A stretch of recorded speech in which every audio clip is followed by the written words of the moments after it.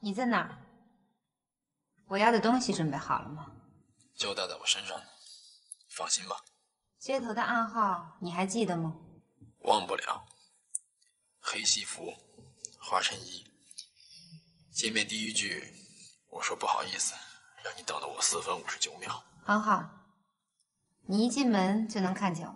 我告诉你，别给我耍什么花样，不然。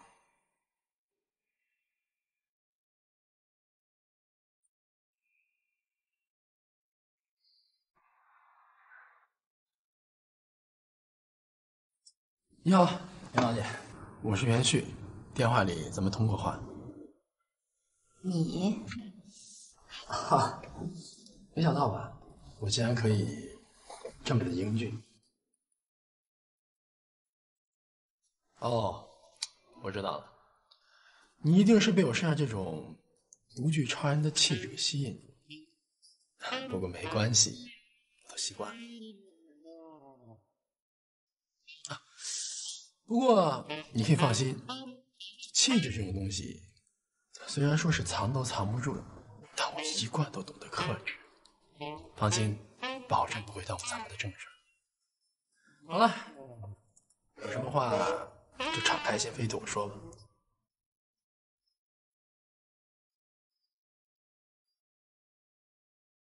不好意思开口，哈哈，这种事情我跟你说，搁谁身上都不好意思。不过你今天找到我，那就是你的福气。毕竟在这上面，从来都没有输过。对不起，你认错人了。哎，至于这样吗？再说我也没迟到多久，从刚才进门到现在也就4分57，才4分59秒而已嘛。我给您道歉，总行了吧？是你啊。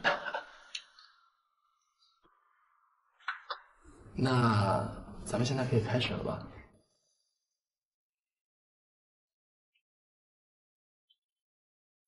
你什么意思？哦，你说这个呀？哎，您可别介意啊，这个就可以把我们之前的谈话录音保存起来，方便我们后期有一个参考。你居然不相信我？陈小姐，您可千万别介意。这是咱们这行的惯例，我想你在电视上也看过。既然您不放心 ，OK， 不用。反正你说的每一句话，我都可以记得清清楚楚。小子，你少给我耍什么花样！我告诉你，答应你的条件我一样都不会少。不过别给我来这套。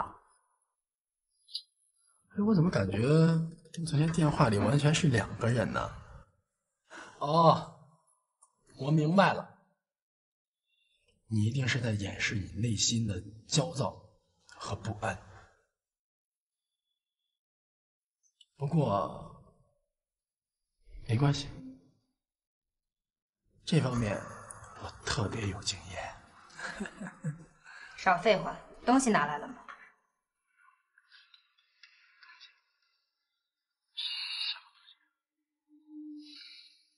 我人都在这儿，难道还不够吗？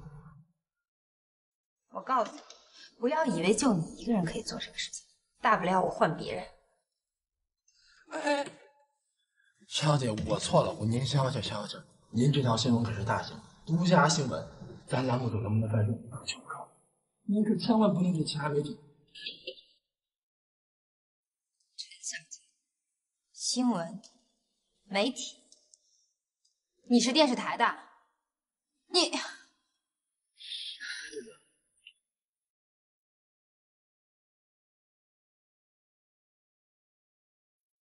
这什么情况？你自己问他吧。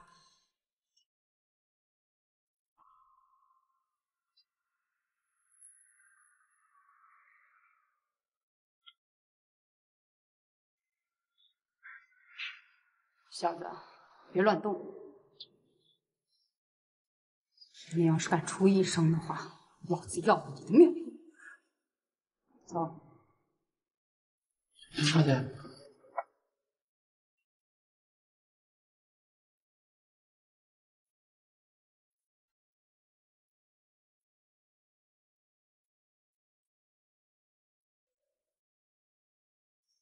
大家好，欢迎收看《迷局》第2季。之前的故事里，我们已经说过，由于第三视角的社会影响力越来越大，为了更有效地划分节目类型，第三视角栏目分成了4个记者组，负责离奇事件的特别行动组，负责新闻事件的新闻调查组，负责纠纷调解的情感生活组，还有负责帮助救助的大爱圆梦组。在上一个系列里，我们为大家带来了特别行动组的2位记者叶灵和蓝天的故事，而在这一集里，我们带来的则是新闻调查组所遭遇的事件，而这一组的主人公就是另外2位记者袁旭和童心。那么这2位记者是什么样子呢？他们有怎样的性格？这2个人之间又是否会像叶灵和蓝天一样令人啼笑皆非，仿佛不是冤家不聚头一般呢？他们的身上又会有着怎样的故事呢？首先，我们先从这个戴着墨镜的神秘女子开始说起。你怎么这么不守时啊？今天咱俩的事儿差点让这小子给捅到媒体上去，要不是我反应快，就没得收场了。你还好意思说我？就这么个毛头小子就把你给糊弄住了？我又没见过你，我咋知道你长啥样？咱俩的事儿，这小子知道了多少？没有，我还没来得及说，他就露馅了。不过他好像是冲着别的什么人来的，不是冲我。要我说，不行就把他给放了，省得闹得更大。不行，这小子若真是搞媒体的，脑子活着呢，说不定现在就怀疑我们了。必须找个地方给他处理干净，免得留下后患。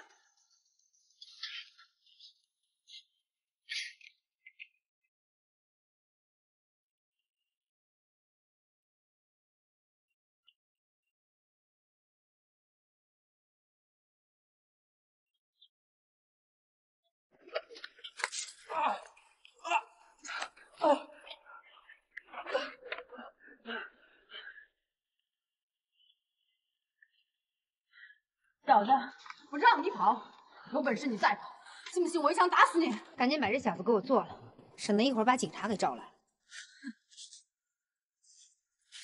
哎，还愣着干嘛？赶紧的呀！咱们俩之前谈好的价钱不包括你要是想让我再杀一个人，那这价钱恐怕不能按之前的算了吧？你怎么？是不是不愿意和我这样的人再有1毛钱的关系啊？不过，我可告诉你，你的事儿要是捅到警察那儿，可就不是钱能解决的问题了。你少威胁我！窃取商业机密你也有份，咱们2个可是一根绳上的2只蚂蚱，谁都逃不脱。可是这资料对于我又没有什么价值，我可以现在就向警方自首。我想到了监狱里，我怎么也能比你少待个10年8载吧。放屁！那上面可是有集团公司价值几十亿的商业机密，我已经找到买家了。一旦他们拿到资料，整个商业集团就全垮了。这么大的案子，别管你我谁进去，你觉得活得了？你少拿这些吓唬我！我可以告诉法官，是你威逼我偷的，到时候法院也会酌情量刑的吧？你想拍拍屁股走人啊？你还是省省吧。我早就料到你有这手，所以我是有证人可以证明你跟我一起谋划的这件事。你负责窃取商业机密，我负责寻找买家。我要是进去了，你觉得上面的人能放得过你？上面？你指的上面是谁？这你就没必要知道了。你最好赶紧把这小子给我做了，不然我让你1分钱也拿不到，还搭上你这条贱命。不用了，至于你说的上面是谁，我已经没有兴趣知道了。我想他们比我更有兴趣。别动！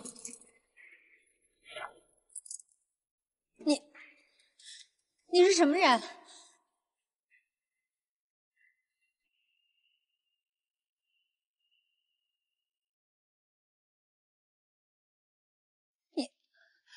你是女的？这到底是怎么回事啊？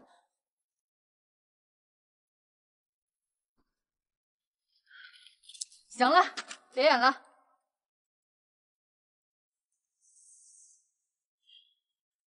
收工啦！啊！谁让你刚才那拳打那么重呢？剧情需要啊。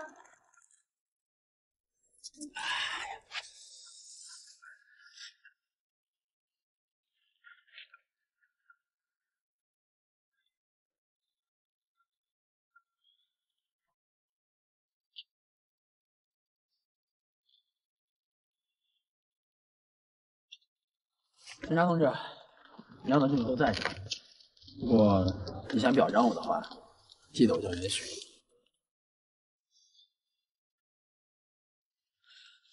好东西。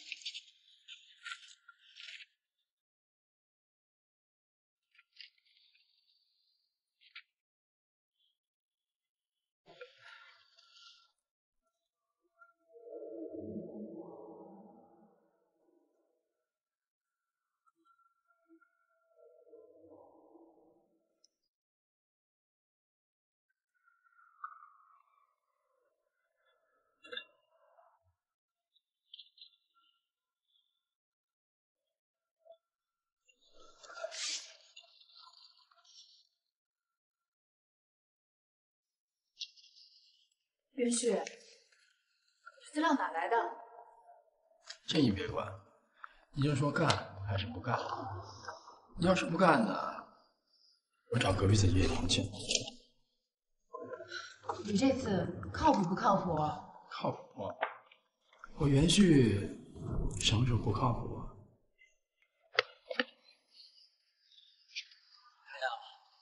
就是他。刚才有警察打过电话，有信息。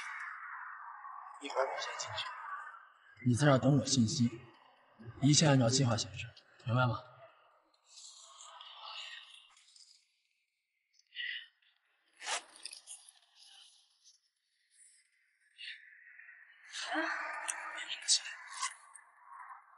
我傻子呀！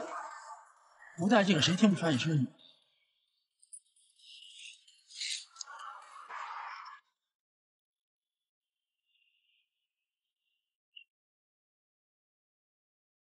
你什么意思？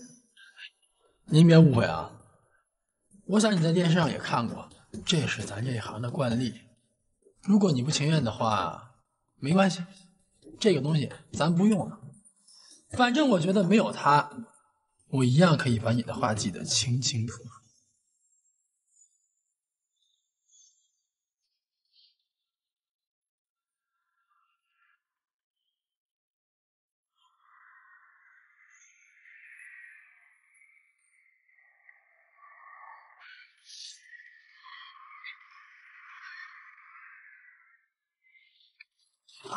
没事吧？没事。现在看不着他们了。好，来开始吧。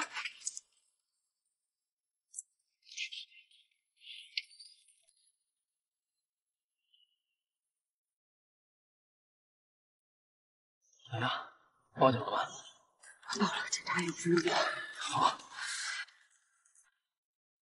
主儿，那我教你说，下次要是漏人，知道了。行吧。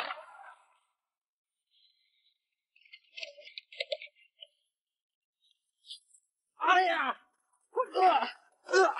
打死我！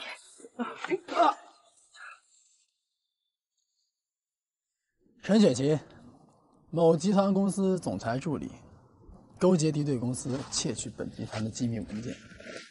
我跟踪你已经很久了。你这个人办事处处谨慎小心，瞒过了公司上上下下所有人。为了追你，我还真是吃了不少的苦。但可惜百密必有一疏，你还是让我抓住了把柄。哎呀，刚才我和我的小助理一起演了一出反间计，终于还是逼你说出了实话。哈，你一定在想，今天本来要和你去见面的人，现在在哪儿？没关系，待会儿你到了警察局，自然就能碰见他。他有枪。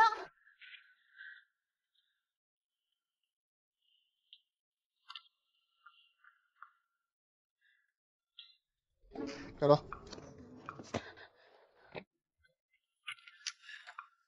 感谢你们协助我们破获一起重大商业诈骗案。我还不知道你们是哪个电视台的。我们是第3频道，第3视角。好，希望你们抽出时间到局里做下笔录。辛苦了，那我先走了。谁是你小助理啊？少臭美啊！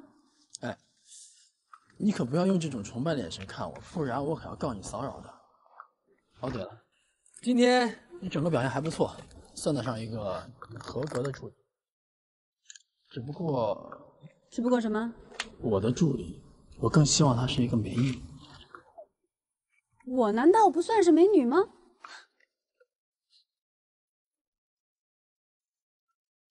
你根本就不是个女的。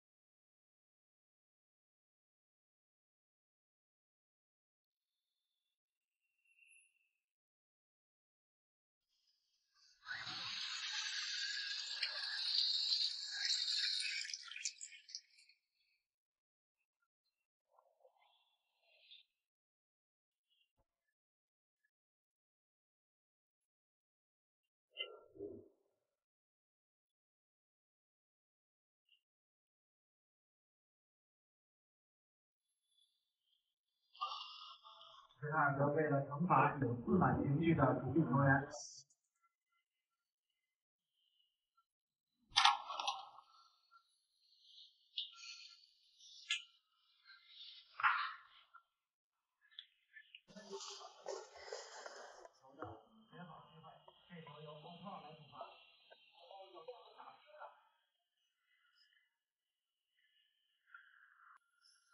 怎么识破的？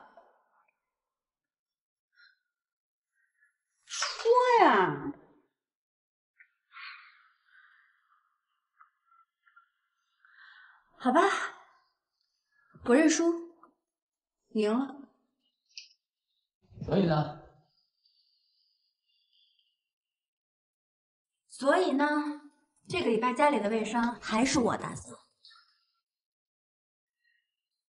想不想知道我是怎么拆穿你的小把戏的呀？说吧。哎呀，你千方百计把屋子弄得那么乱，无非就是想制造屋子里打架过的假象。可惜我告诉你，细节决定成败。上周的足球比赛里，我想以你为对手，连灌3球。第1球，地上这堆杂志，原本是在客厅的架子上，我记得最上面一本好像是一本你最喜欢的当代军事的创刊号。可是你现在看看地上这本书啊，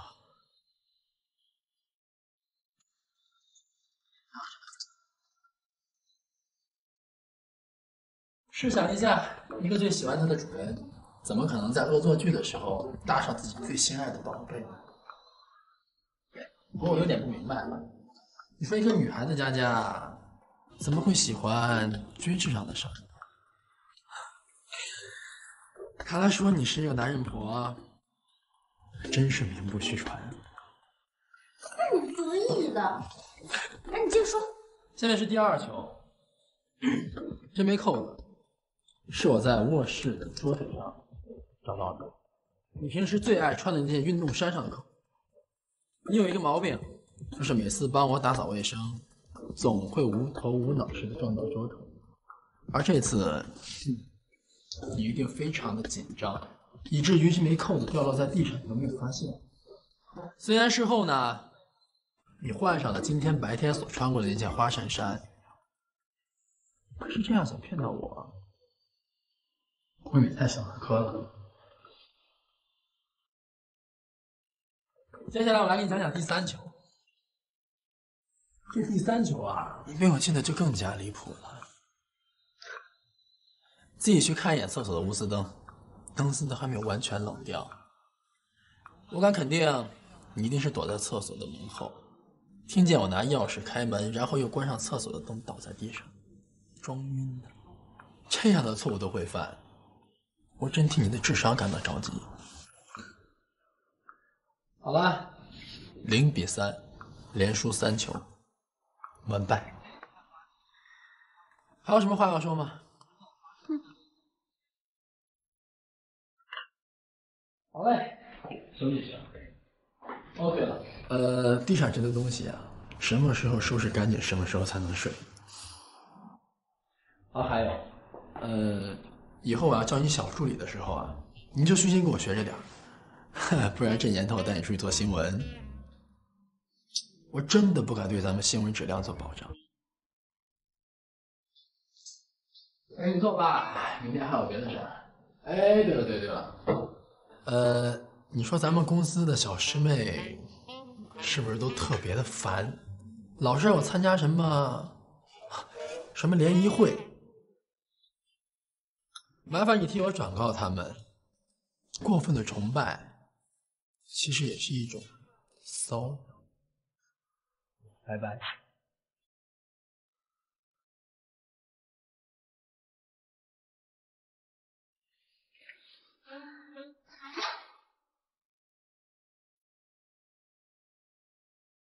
看到了吧？这就是袁旭和童心。不难看出，袁旭擅长推理，而且身手不凡，而童心呢，则是一副敢做敢说的假小子模样。但是这2个人怎么会住在一个屋檐下？他们2个人之间又是什么关系呢？袁旭和童心怎么会成为新闻调查组的搭档？在他们身上是否还藏有什么秘密呢？当然这一切我们还不得而知，但至少我们可以看到，他们之间仿佛存有一种默契，一种相识多年的默契。而接下来他们将会遭遇怎样的新闻事件？承载着第3视角最艰巨任务的新闻调查组又会给我们带来怎样的一个个精彩的故事呢？让我们拭目以待，看一看这玩世不恭、懒懒洋洋的袁旭和古灵精怪、脾气火爆的童心，他们接下来的每一天。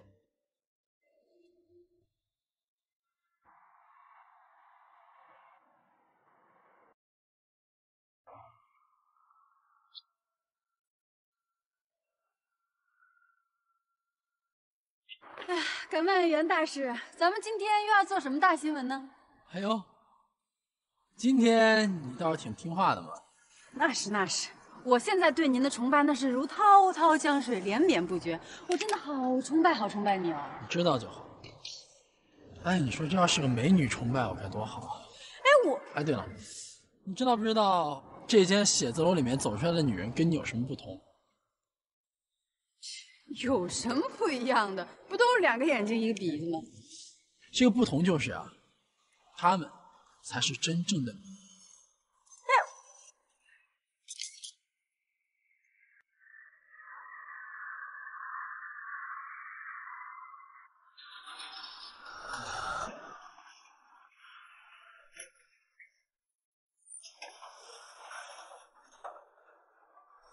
哎呀，考你个问题。你知道时下最流行的网络游戏有哪些吗？植物大战小精灵、会说话的汤姆猫，还有保卫罗拉。哎，我的天呀，我真的不知道你这24年是怎么活下来的。但是我可以很明确的告诉你，你所说的这些全都不是网络游戏。机侠联盟听说过吗？是时下最流行的3D 类大型对战游戏。而缔造这个游戏的制造者呀，说起来你都不相信，居然是3个毕业不到5年的大学生。而他们公司现在正楼15层，智库科技。就这儿，还喜羊羊，你可真逗。人家一有就玩喜羊羊。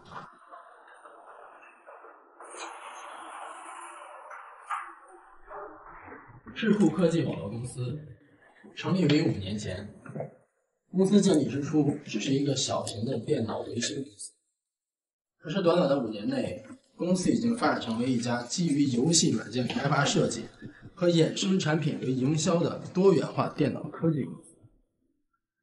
据说公司最近还在拓宽融资渠道，他们公司营业额每年呈300%的速度增长。照这样的数据看来，说这家公司在未来几年内登上美国纳斯达克股票交易所的大荧幕，也不是什么开玩笑的事情。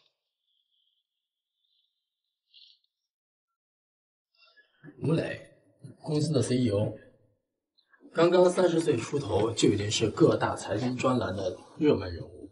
马健、徐小军，公司的第2和第3大股东。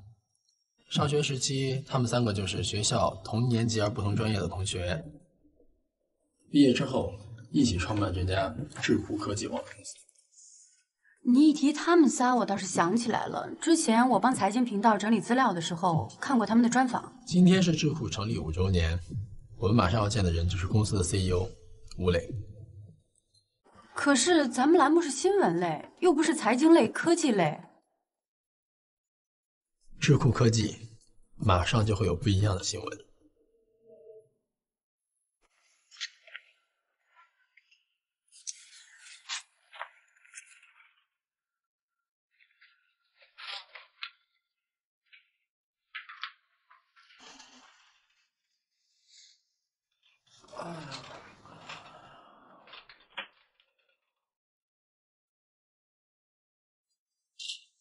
2位就是第3视角的袁记者和童记者吧？对。我们吴总现在手上还有一些工作要处理，等下就过来，请2位稍等。好嘞。我说袁大师，我怎么没发现这智库科技有什么新闻点可做的呀？你懂什么呀？谁知道你葫芦里卖的什么药？老袁。哎，吴总，你好，你好，你好！哎呀，你好，你好啊！这位是我小助理童心。啊，吴总您好。你好，你好，童记者。哎呀，老袁可是我的老朋友了，多少年了都是。去年我们公司遭受了黑客的攻击，声誉上受到了严重的影响。亏着袁老师通过媒体向社会各界澄清，加以视听哎，对了，老袁，什么时候有时间到我家里边咱们聚聚？你还没见过你那1岁的侄子呢。没问题，没问题。好了，那咱们现在可以开始采访好，来，坐。准备好了吗？马上。怎么样？好了。好了，吴总，今天是咱们智库科技成立的5周年。我也知道您在咱们这个自己公司制作的网络游戏《旗下联盟》中也申请了一个在线玩家的账号，而您游戏中的 ID 叫做吴家小胖。对此，您有什么特殊的含义吗？很多人对这个都不能理解。你看我本人长得并不胖，可为什么要取这样一个名字呢？那是因为我一直都有一种心宽体盘的心态。在游戏的虚拟世界里和在现实的商界中打拼，开公司、办企业，道理是一样的，都要有一颗平常心。正是因为我有了这种平常心，我和我的团队才会把我们智库科技做到了今天这样一个规模。也正是因为有这样的一颗平常心，我们智库科技才没有在如此波涛汹涌的商海里石沉大海。对了，来给你们介绍一下，这2位呢是我们公司的副总马健和徐小军。你好，你好。这2位是电视台的记者。你好。早就听说过2位，也是非常年轻的企业家。好，继续。不知道吴总借此请求的机会，我想请问吴总对他们2位有没有什么想说的？是转眼之间5年了，我一直都有一个骄傲，那就是我们3兄弟一直都在为我们最初的梦想而不断的打拼和奋斗。我也希望在接下来的5年、10年，更甚至是20年，我们3兄弟仍然像一根绳子一样凝聚在一起，把智库科技做得更大、更广，走得更远。当然了，我有一点跟他们是不同的，我这个人呢比较恋家，所以我比他们都早结婚，而且呢现在也有了一个儿子。哎，你们俩可得加把劲儿总不能被我甩在后边，是不是？还有一点，今天呢正好是我儿子1周岁的生日，我呢也想借助你们媒体这个平台跟我儿子说一句，希望他呢能够平平安安、快快乐乐、健健康康的成长。谢谢。好了，好，今天的采访到此。辛苦二位了。对了，老袁，今天我们公司呢要举办一个5周年的答谢酒会，如果2位有空的话，赏个脸，一起来凑个热闹。一定，一定要过来啊！一定。别忘了没事，这2位都是我的朋友，有事说吧。吴总，咱们还是出去说吧。你看，我跟你说了，这2位都是我的好朋友，有事说吧，没事。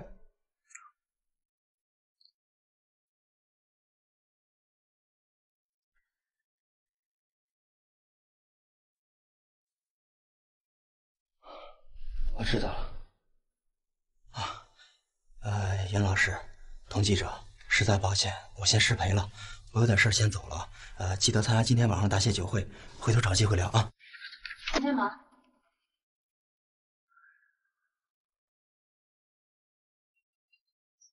不会真出什么事儿了吧？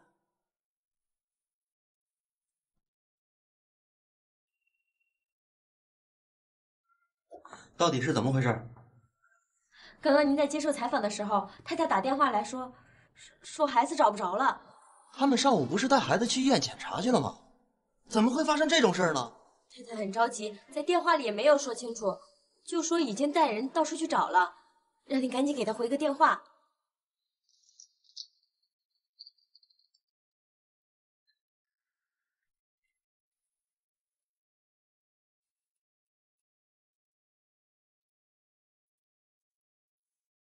喂，你怎么这么不小心呢？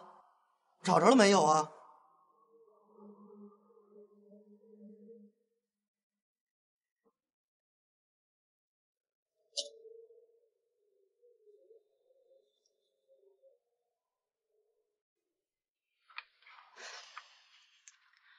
哎，我说元旭，你怎么一点都不着急了呀？咱们现在连具体发生了什么都不知道，总得打听点可靠的消息吧？我说小子，你能不能消停会儿？他有些消息是该来的时候自然就会来了的。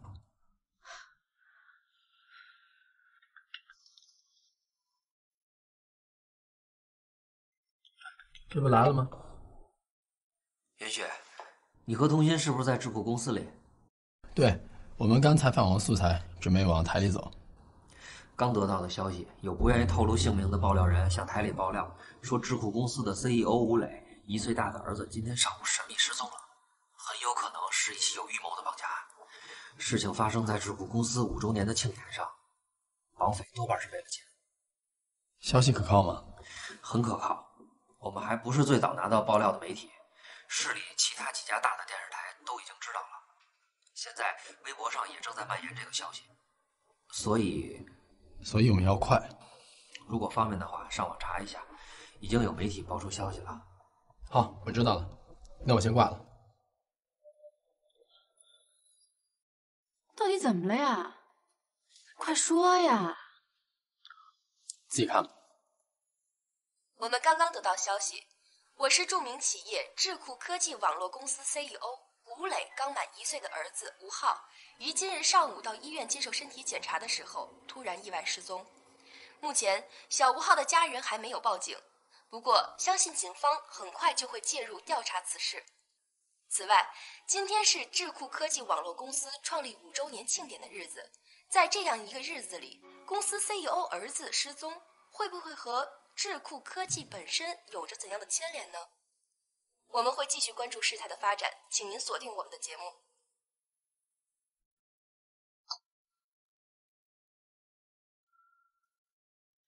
怎么这么快就通到媒体上了啊？难道媒体比我知道的还要早吗？吴总，你也不要着急了，咱们赶快报警吧。说不定小吴浩只是和太太走散了。你开什么玩笑啊？他才1岁，能自己走丢了？老吴，网上说的是真的吗？你要派人找啊，要不要我派公司的人出去一块帮忙找？是啊，偏赶在今天这个时候，不会是网上传的是真的吧？有人想对咱们公司下手？小军，你别瞎说。依我看，医院那么大，人又那么多，肯定是不小心把孩子给落在那儿。但老吴得出门是有司机接送的。再说嫂子那人你又不是不知道，平常做事那么细心，疼孩子又疼得要命，怎么可能犯这种错误？行了行了，你们俩安静会儿好吗？别吵。我猜这事儿啊，肯定是冲着我来的。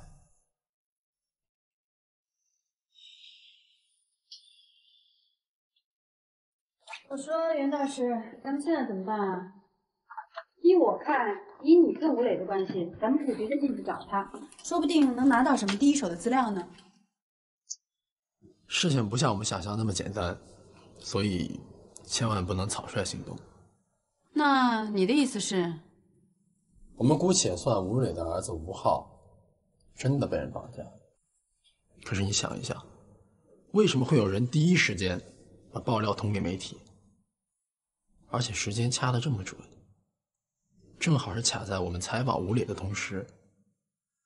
照这样看，这个人一定是有计划而行动。而且吴磊毕竟不是普通的家庭，他的儿子看病怎么可能家人不想尽一切办法把所有尽可能发生的事情都考虑在内？连医生都是吴磊自己亲自定的，这样都能绑得走，所以这一定不是一起普通的绑架案。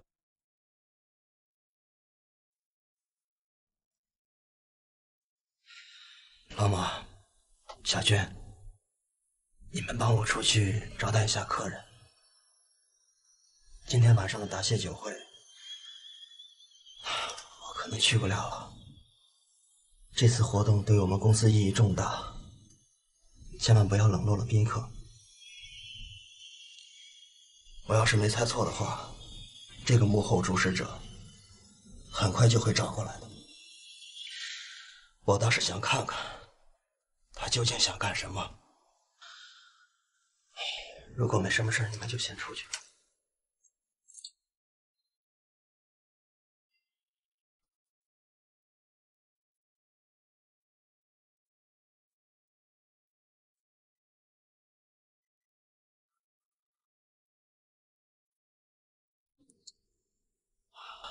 你也先出去吧。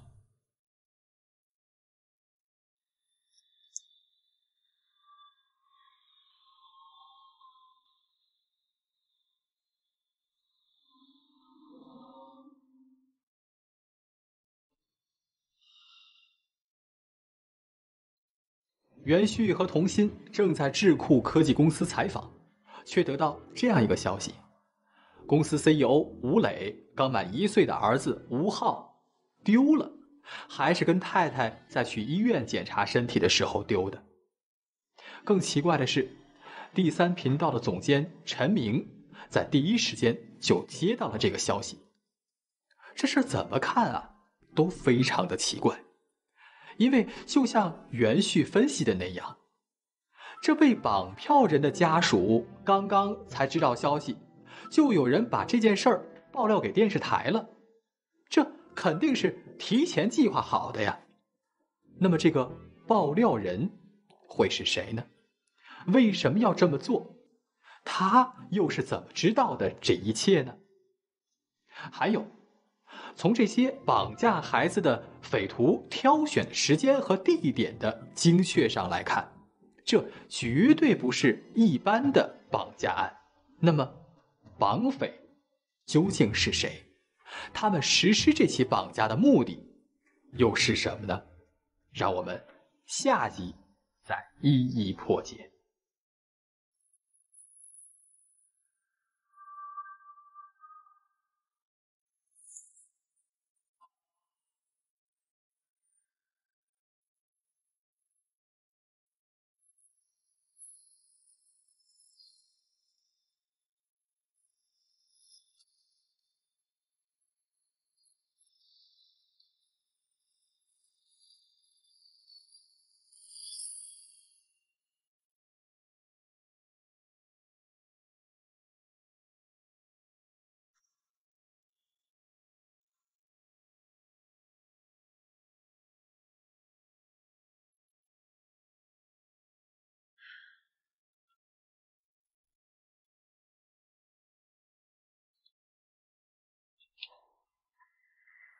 两位媒体朋友，我猜你们刚刚也从网上听到了一些关于我们吴总的流言，请你们相信，这些都是未经证实的谣传。我希望今天的事情不要影响到我们庆典的进行。二位如果不着急的话，我请工作人员带二位参观一下公司的环境。哦，这个不用了，我们回台里还有事情要做，告辞。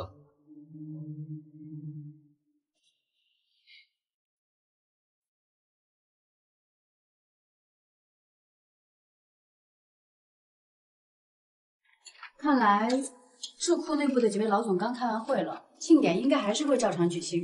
不知道吴磊那边怎么样了？哦，对了，童心，你打电话查一下，看看吴磊有没有报警。好。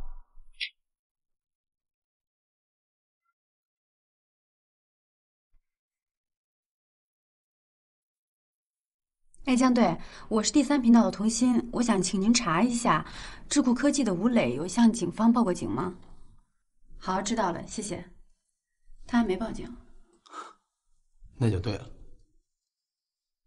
啊？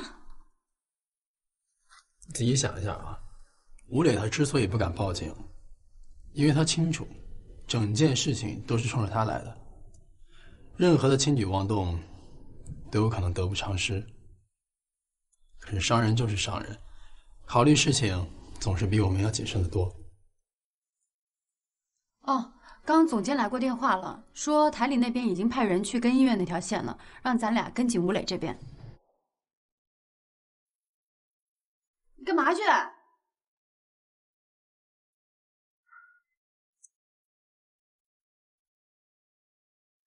大家好，欢迎收看《迷局》第2季。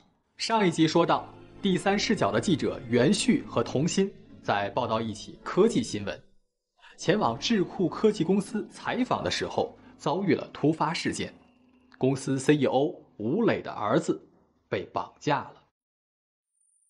但是就在所有人都非常意外的时候，袁旭却感觉到了事情的蹊跷。绑架出现之后的第一时间，就有人把消息告诉给了电视台。事件当事人又犹犹豫豫不肯报警，这究竟是为什么？吴磊的孩子此时究竟在哪儿呢？那些绑匪的目的又是什么呢？面对这一切，袁旭和童心又该怎么办呢？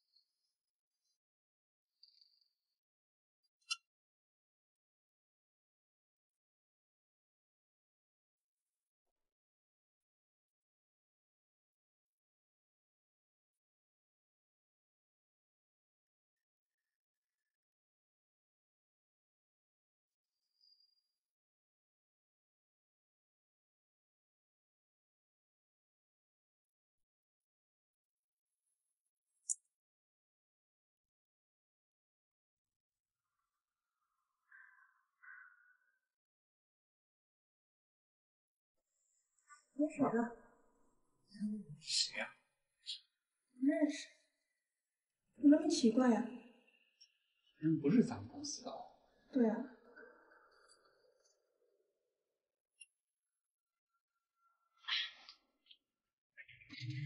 换水的。送水的，你快点啊，这么多人等着呢。哎，好嘞，好嘞。好了啊。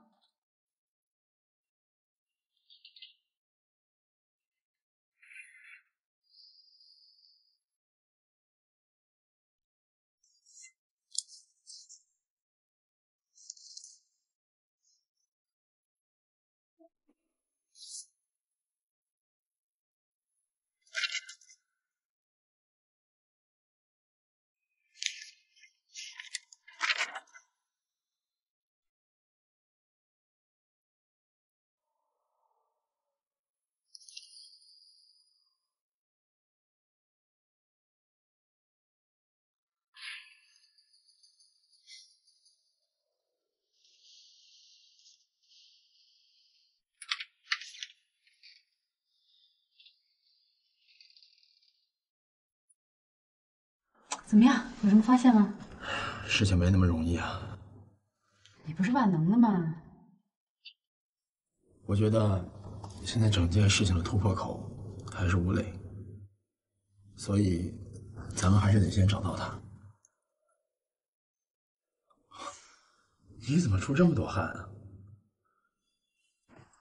哼，谁说我今天这身衣服不合适了？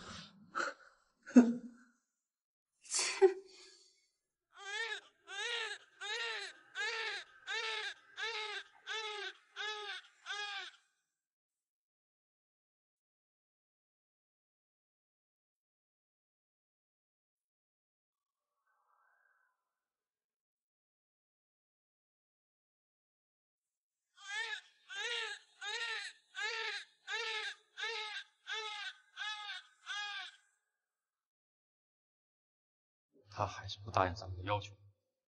他就是个死脑筋，看来咱们得给他点颜色看看。当他看见儿子尸体的时候，看他的罪硬不硬？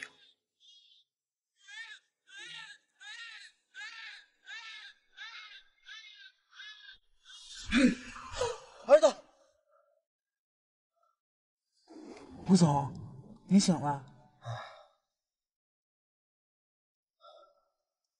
梦中的两个人声音好熟悉啊，可就是想不起来是谁。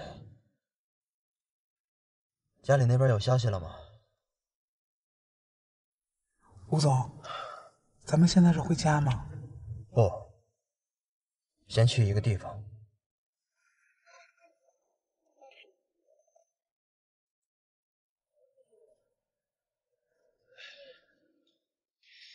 里边那几个同行怕认出来我，自己上去调查一下，有什么情况。哎，记住，千万不要暴露你记者的身份，听见了吗？这还用你交代？在这等着吧。你在这里是在等年轻人。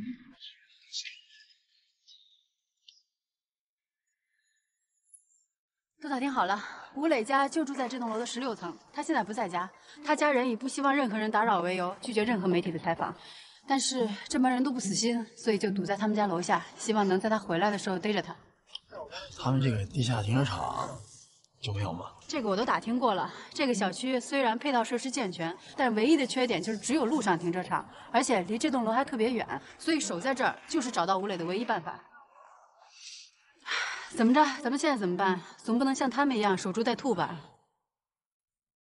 这样了，恐怕咱们两个得分头行动了。你在这儿盯着情况，一有消息立马给我打电话。那你呢？我回公司一趟，可能还有些事情在这儿。行，电话联系吧。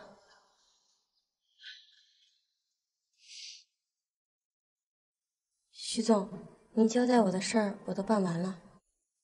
你确定没问题了？确定。好。公司的事情，你一定得守口如瓶。要是让我知道你说了什么不该说的，公司会马上让你收拾东西走人的。我明白了，徐总。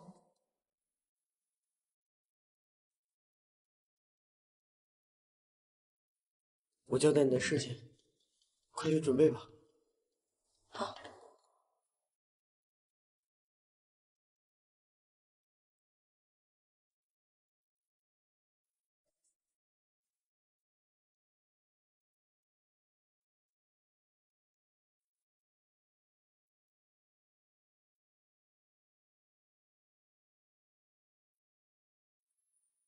你不是电视台的原记者吗？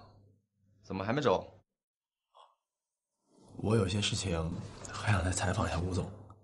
你还是走吧，吴总现在不方便接受你们的采访。哎，马总，不知道能不能跟您聊一下？好啊。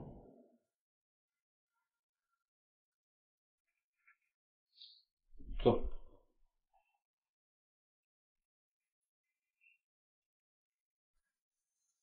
希望你们媒体把关注的焦点都放在今晚的答谢酒会上，不要被其他的事情所干扰。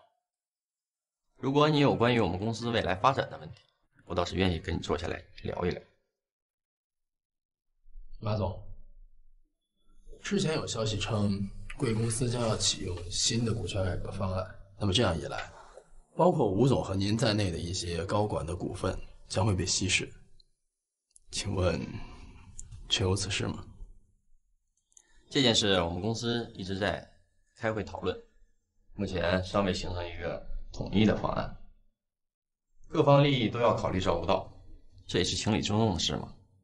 不过实行股权改革对一个企业不断适应市场发展，满足自身新陈代谢，提高核心竞争力是势在必行的事。对于像我们这种科技产业型公司，作用就更加重要了。将股权分给公司那些核心的研发和管理人员，对大伙来说也是一种激励政策。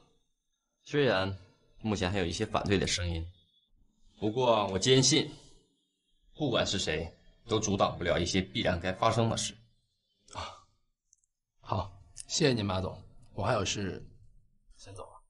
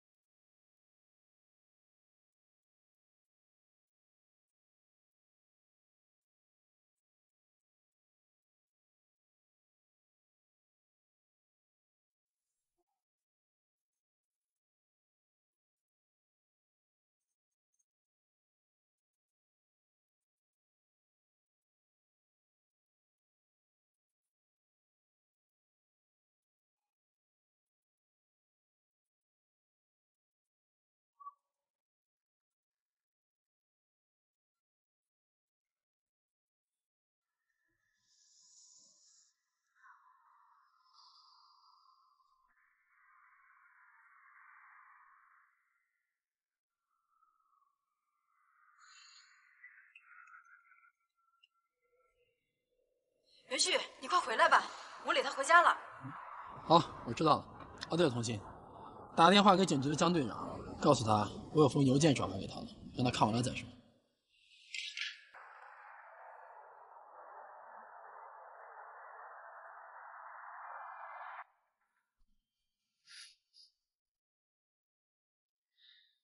吴总，外面有2位记者想要跟您见面。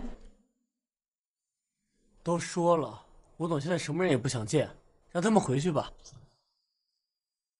你问他们叫什么名字了吗？他们说他们是第3频道的，叫元旭。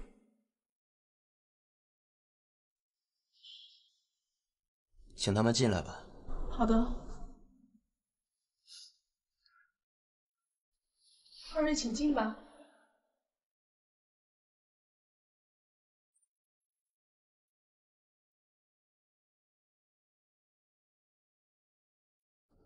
吴总，之前您一直邀请我来您家做客，可惜没想到是今天这种情况。您的事我也听说了，希望你可以振作起来。谢谢你的袁记者。哦，徐总也在啊。啊，公司那边有马总盯着，我不放心老吴，过来陪陪他。编辑者，你们做记者的消息灵通，现在有没有关于我侄子吴昊的最新消息啊？是这样，刚才我们频道总监陈总打来电话了，说警方已经在密切关注吴昊失踪的案子了。吴总、徐总，你们还不打算报警吗？实不相瞒，我一直不敢相信我自己的儿子是真的被人绑架了，所以我一直都抱有希望。我希望他只是跟家人走散了。哎，2位记者，你们说我是不是特别傻呀？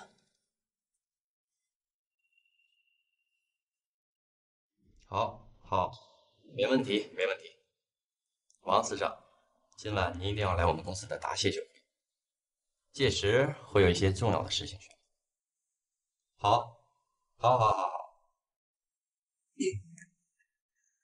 了，现在我们来安排一下晚上答谢酒会的具体安排。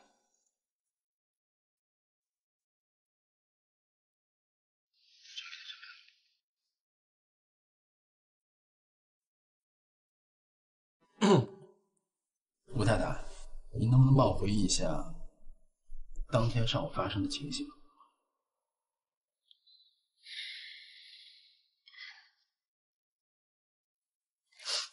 是这样的，早上带孩子去医院检查完了之后，医生给开了几副防流感的药，本来应该是我们家的司机去交费处交款取药的，我跟保姆就留在休息区等着。可是后来我们家司机打来电话说，信用卡出了点问题，身上的现金又没有带够，然后我就把孩子交给保姆照看，自己去交费处取药了。可是等我回来的时候，孩子已经不见了，保姆也已经找不着了。您说您的卡出了点问题，是什么意思？交费处的人员说，是信用卡被临时冻结了。难道卡不是你本人的吗？是我的。吴总，虽然我不想在这时候再打击你，可是根据现在的情形，我不得不说，您的儿子小吴昊是被人有预谋的绑架。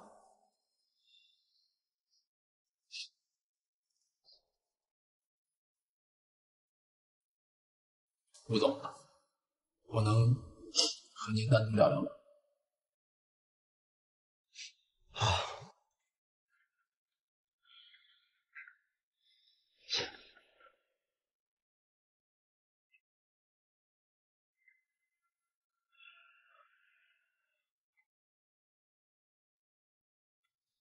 吴总，据说你公司现在正在闹股权改革的问题。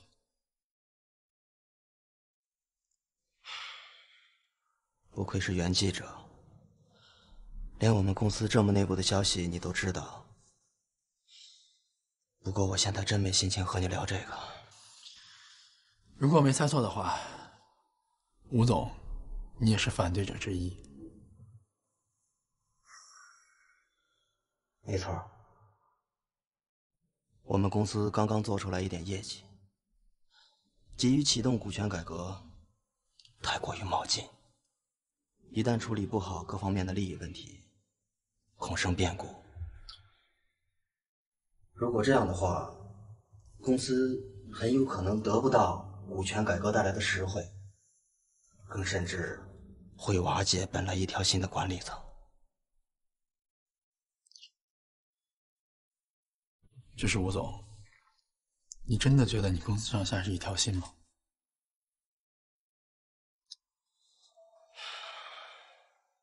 袁记者，你的意思是？我想带吴总去一个地方，也许到了那里，我们都会找到彼此想要的答案。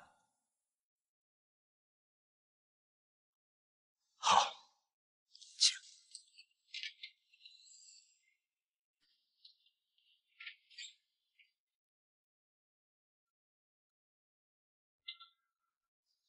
老婆，我想跟2位记者朋友出去一下。袁记者说能帮咱们找到儿子。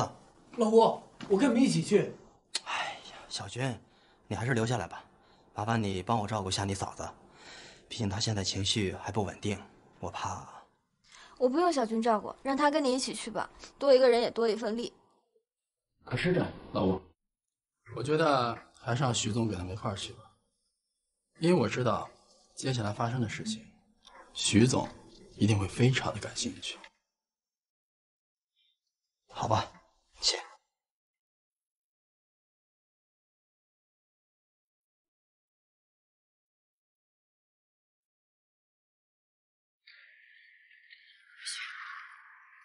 没鬼吗？你是不是找到你绑架小吴浩的凶手了？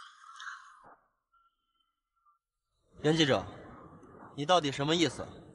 为什么要带我们回公司啊？是啊，不赶快找孩子，你这不瞎耽误功夫吗？吴总，您别着急啊，待会儿您就知道答案了。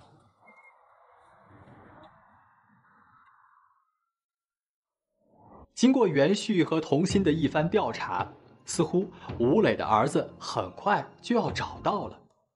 但是当吴磊着急地问袁旭是谁绑架了自己儿子的时候，看似了解一切的袁旭却没有给出吴磊正式的答案。那么真凶究竟是谁呢？其实此时此刻，袁旭的心里很清楚，在调查小吴浩被绑架事件的过程中，智库科技公司的诸多问题也浮出水面。而在这其中，最大的问题就是目前的股权改革，因为改革一定涉及到很多人的利益分配问题，自然也会由此产生各种各样的矛盾。袁旭从吴磊办公室找的相关证据，似乎也都是和股权改革相关。那么，小吴浩的失踪到底是什么原因？会和智库科技的股权改革有直接关系吗？真相究竟是什么呢？我们拭目以待。今晚的答谢酒会，一定要再次确定到场嘉宾的名单，还有市里几位重要的媒体朋友，一定要安排到媒体区的前排。好的。今晚将是一个会被写入公司历史史册的大日子，一定要提醒大家，给我提起10000分的注意力来。没问题。哎，吴总，你怎么回来了？是不是我大侄子那边有好消息？我真替你感到高兴。哎，你先出去忙吧。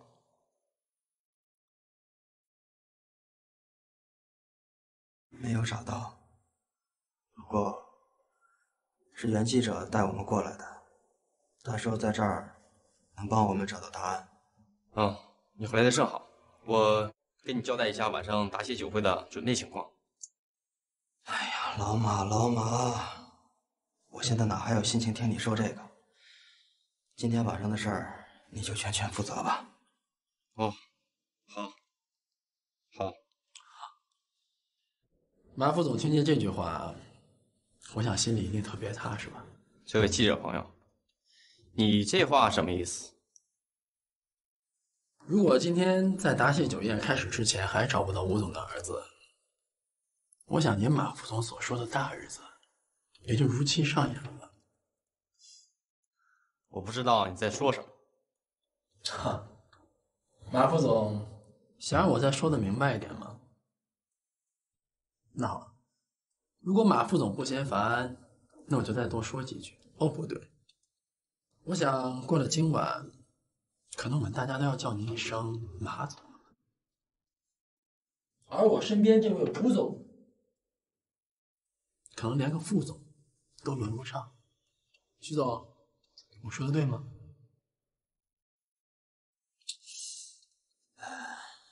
袁记者，这到底是怎么回事啊？马总，您先是买通吴总家的保姆，而后又利用银行关系冻结吴太太的信用卡。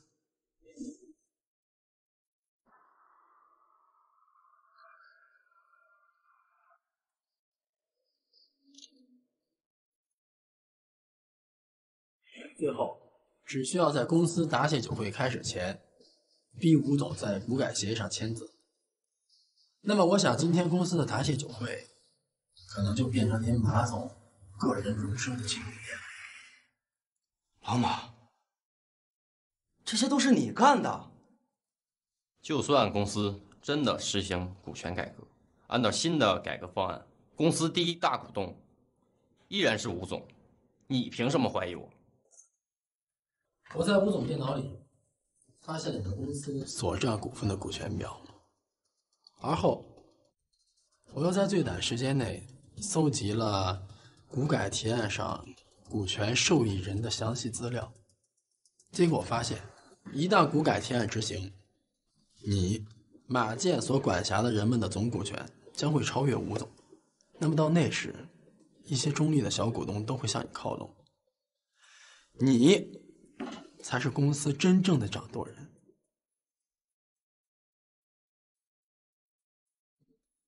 而且我还在吴总的邮箱里收到一封邮件，上面是公司几大联合股东支持股改的倡议书。我想这幕后的推手一定是马副总。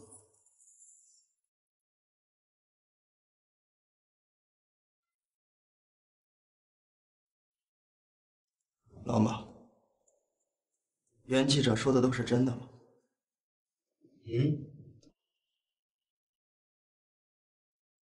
小军，你是不是也知道真相？你也瞒着我。老吴，我一时糊涂，我不是存心想害你啊。兄弟情分在利益面前变得一分不值。可是我万万想不到，马建，吴总一直反对你的股改提议。可是你怎么能拿那么小的孩子来威胁吴总呢？你真够让人恶心的。不过马总，可惜事与愿违。我想那张印着你名字的卡片，可能永远都不会出现在答谢酒会的餐桌上了。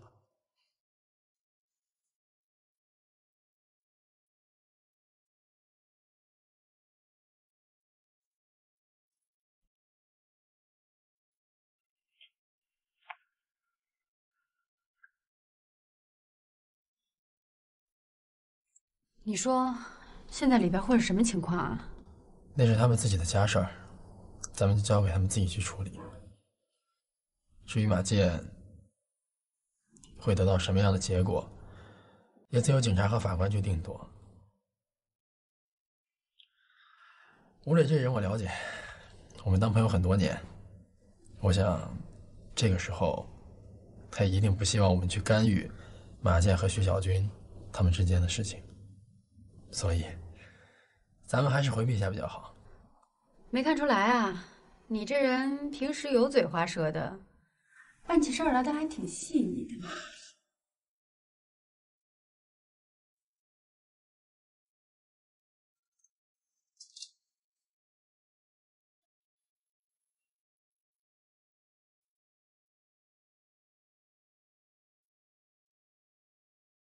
老马，小军，我知道你们俩一直因为我反对股权改革的事儿是耿耿于怀，可是毕竟孩子还小啊，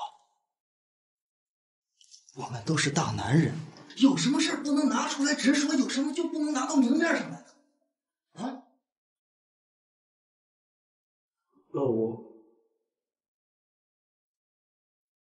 我们俩一时昏了头，我知道你心软，饶我俩这一回吧。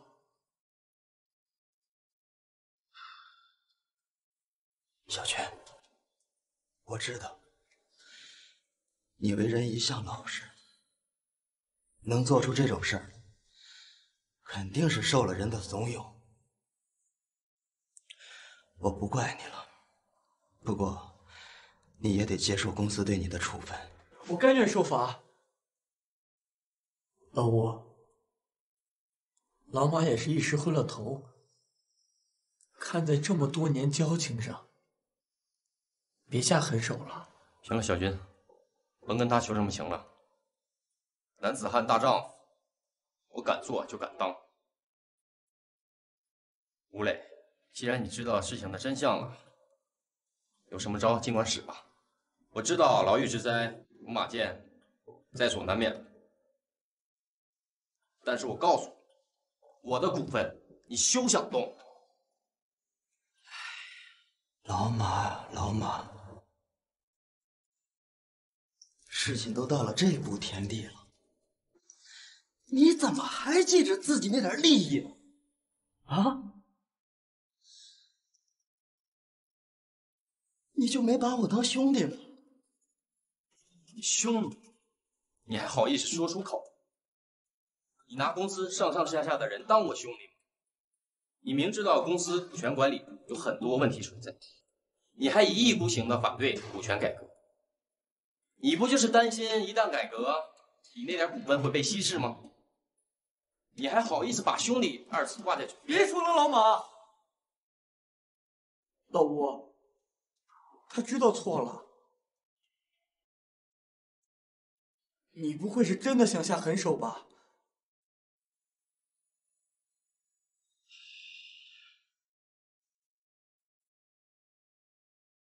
纸是包不住火的，而且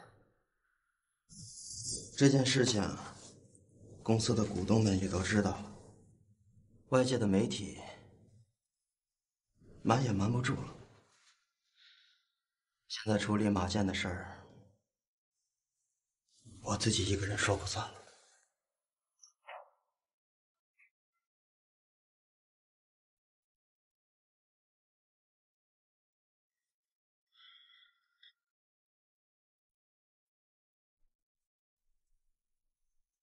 怎么样，孩子有下落了吗？马建已经全招了，相信孩子是安全的。那接下来，接着怎么办？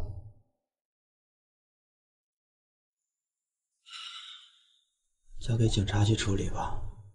我现在真的好累，我想回家，哪儿都不想去了。吴总，您看今天晚上答谢会，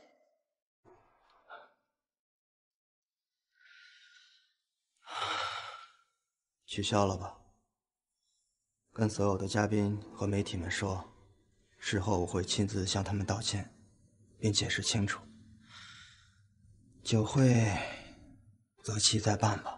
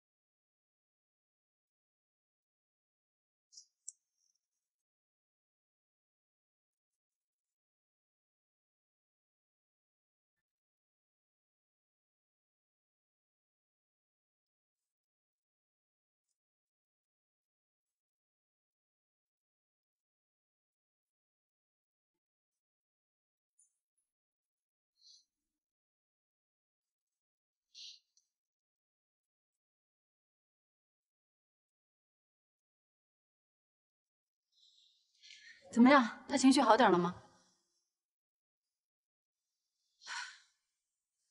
今天上午还那么神采奕奕，没想到一天之内发生这么多事情。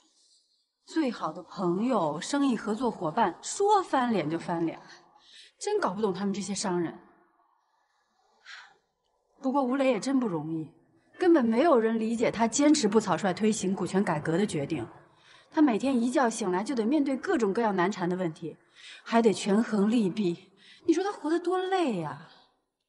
还有啊，他亲生儿子都被人绑架了，他都不敢报警，活得累不累呀？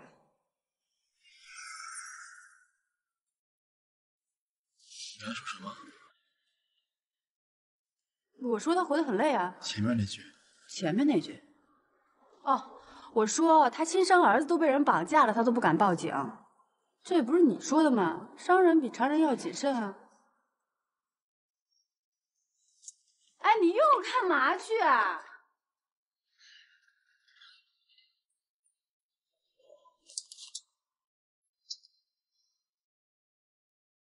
怎么了？你发现什么了吗？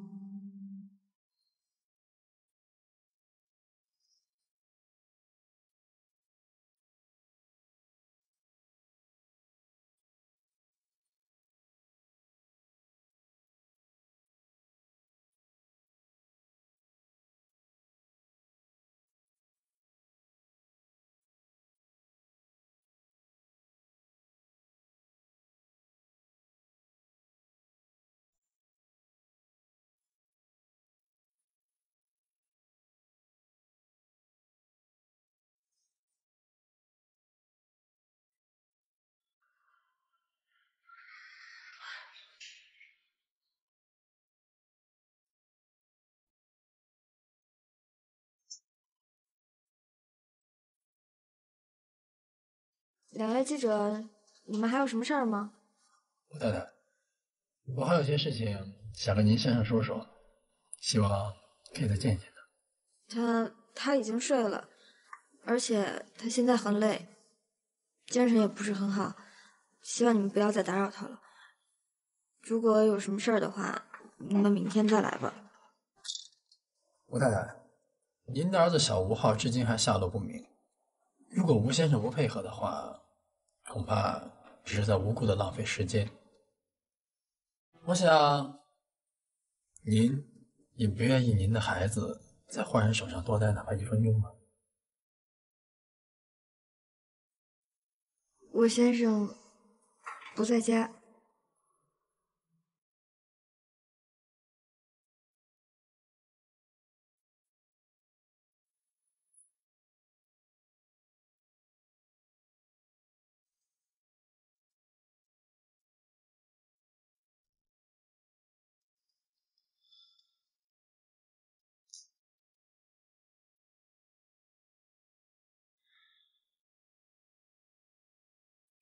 他亲生儿子都被人绑架了，他都不敢报警，活得累不累呀？他们这个地下停车场就没有吗？这个我都打听过了。这个小区虽然配套设施健全，但唯一的缺点就是只有路上停车场，而且离这栋楼还特别远，所以守在这儿就是找到吴磊的唯一办法。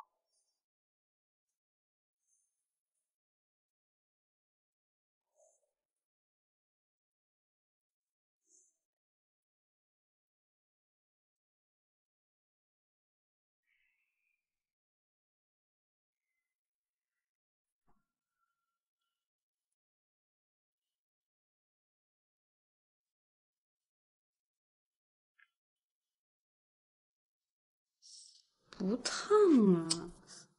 干嘛呀？我干嘛？我还问你干嘛呢？怎么太阳打西边出来了？你平时不要睡到大中午的吗？今儿怎么这么早就起来了？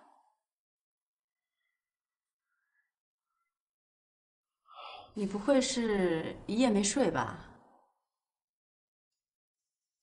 怎么还想不明白啊？其实我昨儿晚上回来也有一些想不明白的地方，不过我觉得嘛，想不通就干脆别想喽，说不定一觉起来问题就都自己解决了呢，对吧？哎，你们这不没心没肺的。对了，我问问你啊，你刚才说你想不通，你到底哪儿想不通？你看啊，昨儿咱们俩不是一直都待在吴磊家楼下吗？为什么咱们再回去的时候，吴磊就不在家了呢？按理说他们家楼下也没有停车场，咱们一直在楼下，他下楼应该会碰见咱们俩呀。再有就是咱们后来再上去吴家的时候，吴太太干嘛对咱们俩撒谎呢？还有啊，我最想不明白的就是，你说这个马健，他不是处心积虑想害吴磊吗？应该处处都很小心啊。那怎么昨天这么快就有媒体爆出了吴昊被绑架的新闻呢？这是不是不符合常理啊？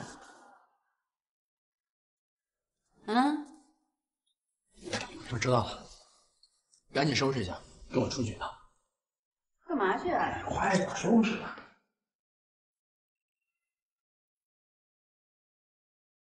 最终，整起事件真相大白，智库科技的内部斗争也一览无遗。所谓绑架，所谓要挟，其实都是身为副总的马健所为。为了推动股权改革，重新划分公司股份，成为智库科技的真正领导者，马健精心策划了这个所谓完美的局，假装绑架，实则要挟，逼迫吴磊妥协。只不过机关算尽，太聪明，反误了卿卿性命。昔日的兄弟，曾经亲密无间的战友，为了利益，如今却反目成仇。吴磊面对这样的局面，在事业最艰难的阶段，没有被外部的困难所击倒，却在企业发展蒸蒸日上的时候，出现了内部分裂。他的伤心，他的痛苦，可想而知。然而面对这样的情况，吴磊又会怎么处理呢？接下来事件会如何发展？在这里我只能告诉大家，整起事件还远远没有结束。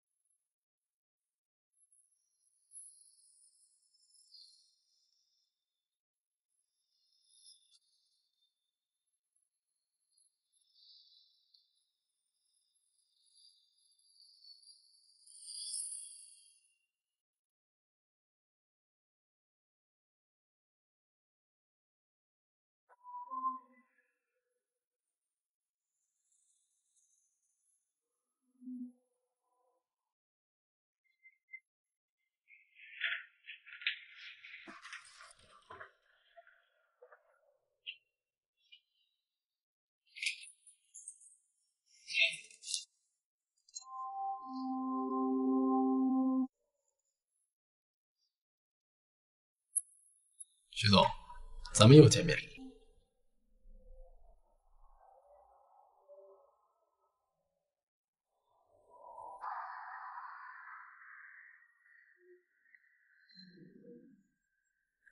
这个徐小军一直让咱们在吴磊面前替他跟马健求情，你说他自己都被降职了，还有心思管别人的死活？我可以感觉出来，小军才是他们三人当中最重情义、最真实的那个。那他会不会是在咱们面前演戏啊？掩饰他自己内心的心虚？我看得出，他眼神里面的东西是真的。可是咱们跟他聊了这么半天，一点有用的线索都没找着。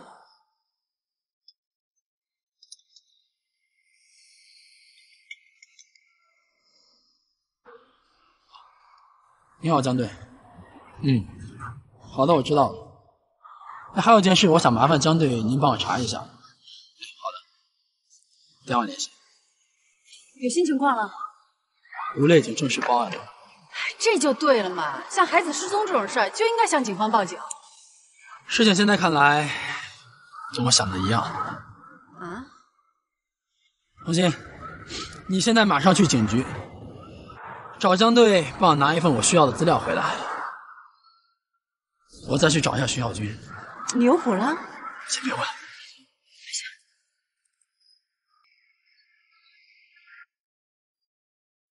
大家好，欢迎收看《迷局》第2季。小吴昊绑架的凶手是智库科技公司的副总马建。虽然出乎意料，但是从现实的角度来看，马建除去绑架这件事之外，并没有不妥之处。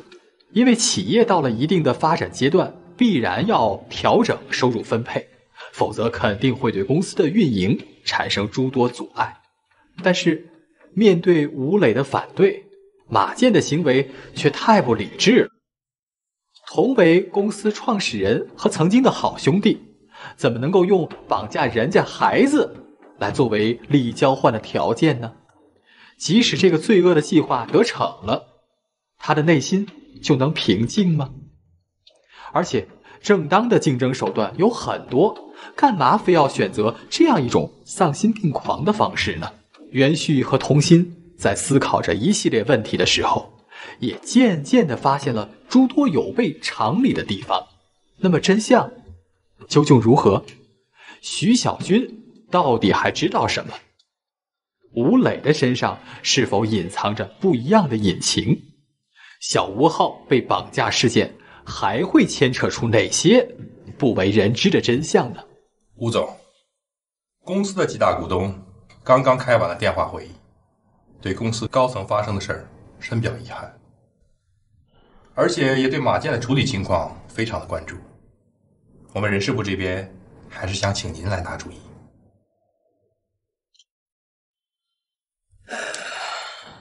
按照公司的规章制度处理吧，我没有异议。马建现在已经被警方正式的逮捕，而且还在接受调查。我们会协调公关和外宣部门，及时的将警方那边的情况向社会公开公布，以挽回公司受损的形象。好。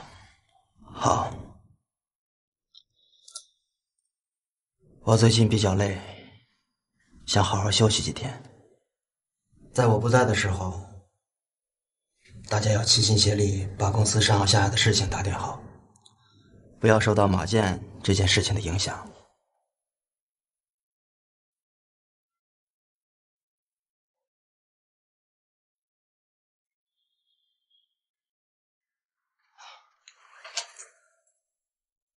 袁记者，你怎么过来了？吴总，过来也不提前说一声，我得亲自去接你啊。昨天的事儿，幸亏你帮忙啊，我都不知道该怎么感谢你了。不用客气，其实我是来道歉的。道歉？昨天我私自闯你房间，而且还动用了您的电脑，所以请你原谅。你也是为了帮我，没事啊。来，走。吴总，孩子有下落了吗？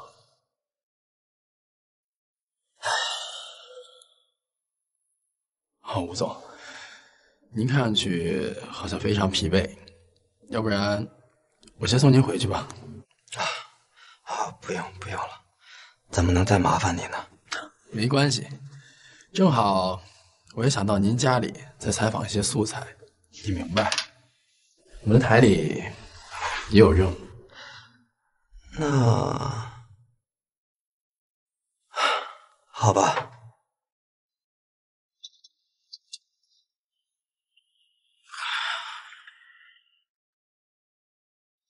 吴总，听说你平时也玩网游啊？是。不瞒您说，我也是旗下联盟的一名玩家，真想有机会找吴总切磋一下。好啊，毕竟是我们自己公司出的游戏，我这个当老板的得亲自体验一下，才能知道哪些不足，不断改进嘛。对了，吴总，您平时都在什么地方玩游戏啊？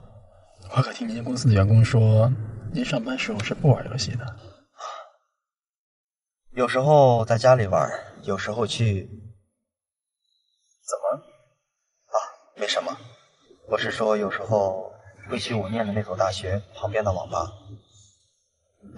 毕竟那时候有我们很多学生时代的回忆嘛。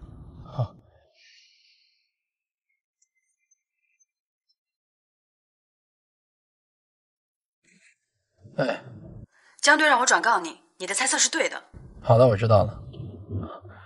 我现在正在去吴总家的路上。你可以当然来找我，记得帮我带一个人过来。好。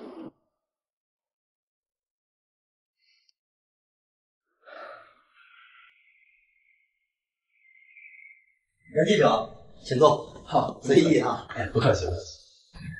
哎，吴总，吴探长在家吗？我有几个问题想问一下。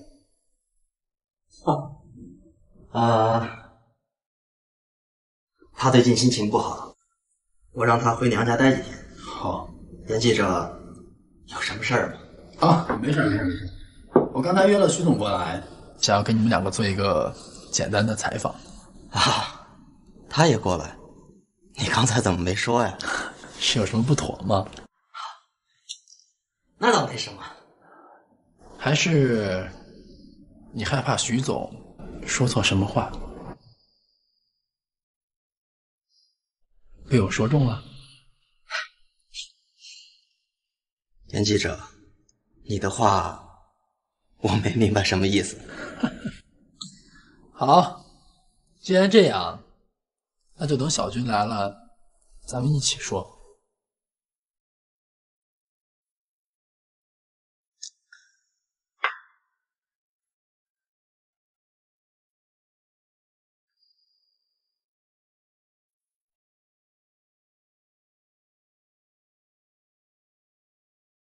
袁记者，你这葫芦里到底卖的什么药？来，徐总请坐。请。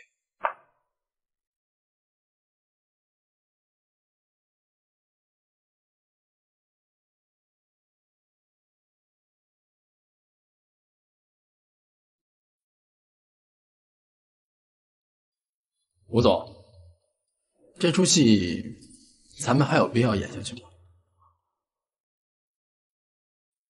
我不得不承认，你把自己伪装的太好了，就连我都差点被你给骗了。你千方百计的利用我，把矛头对准马健，无非是想让我帮你铲除公司最大的威胁。这盘棋你下的真的非常的妙。是你第一时间将儿子被绑架的消息爆料给网络媒体，无非就是想让我帮你找出所谓的真凶，然后你又让徐小军在我面前演了一出戏，其目的也就是想让我把目光转移到马健身上。交代你的事情，快去准备吧。好的。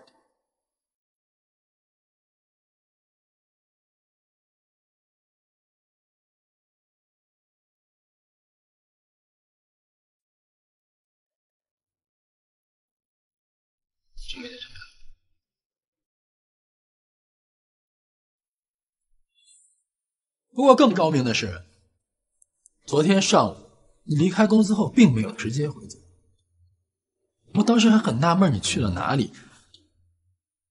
是我们刚才在车上的谈话帮我揭开了谜底，那封邮件是你故意跑到网吧用匿名的方式发给我的，你根本就是算准了我会在那个时间到你的办公室去。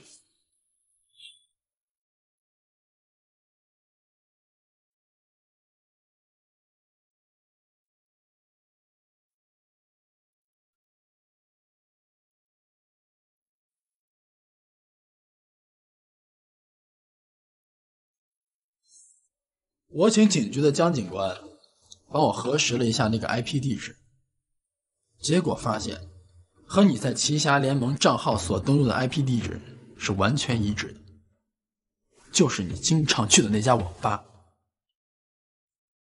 今天上午，徐总跟我的一番对话提醒了我，他让我跟你替马健求情，让你不要对他下狠手，要适可而止。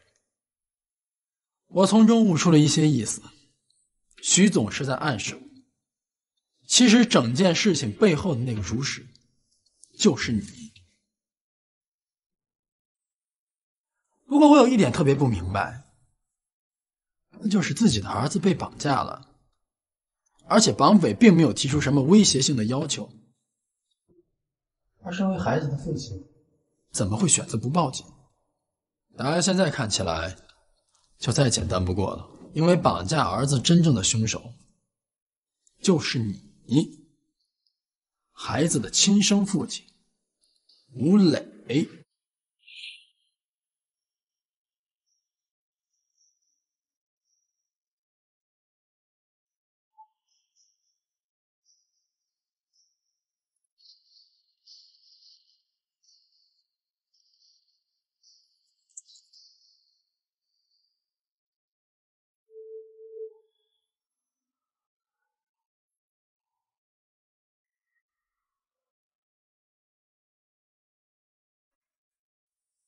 哎呀，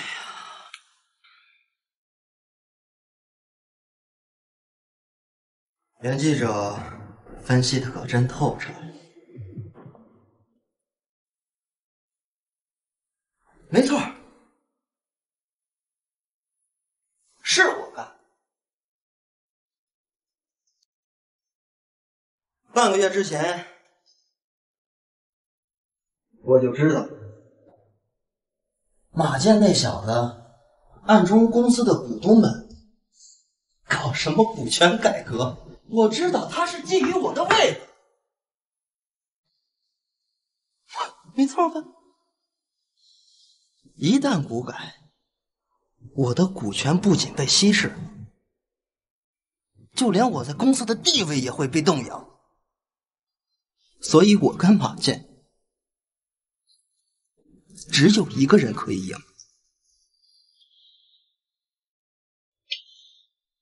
于是我就找到了徐小军，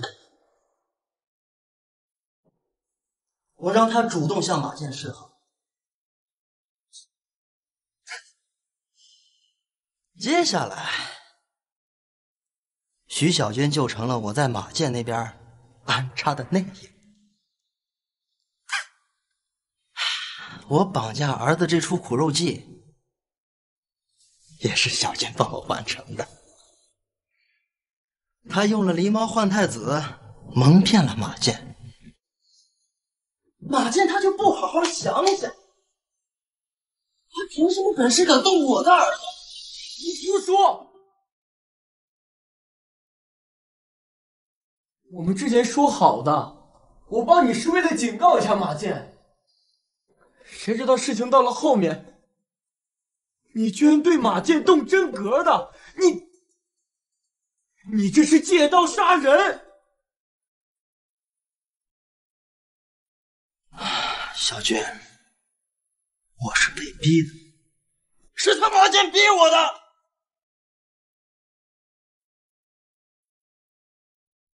我所做的一切，都是为了咱们能回到以前，像亲兄弟那样的日子。吴磊，是你的贪心害了我们所有人。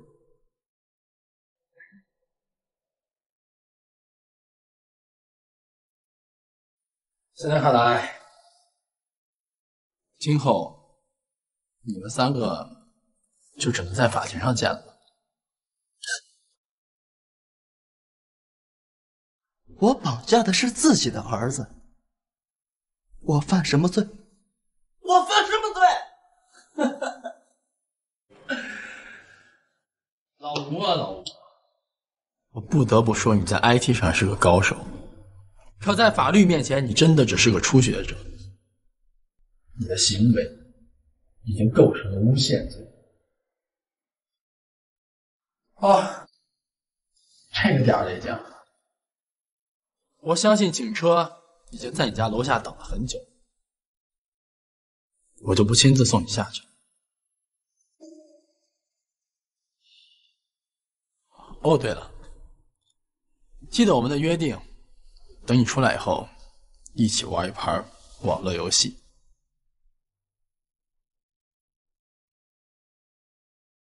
你们还简直太恶心了！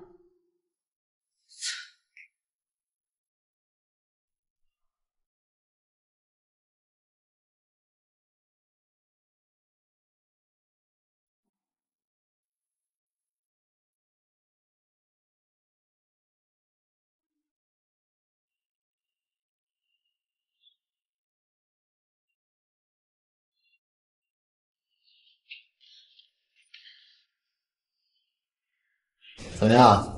是不是特别的崇拜我？才没有！再说了，现在小吴昊都还没下落呢，有本事你把孩子给我找着。笑什么？难不成你有答案了？其实整个事情的答案非常简单，就是最危险的地方就是最安全的。你还记不记得昨天晚上吴磊在我们离开后就匆匆出了家门？记得呀，但是昨天咱们一直在吴磊家楼下，并没有瞧见他呀。那是因为吴磊根本就没有离开这栋楼。啊？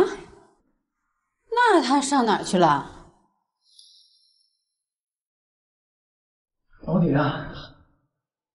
你是说吴磊把他儿子藏到楼顶去了？其实这个也只是我的猜测，至于对不对，还得看警方的调查了。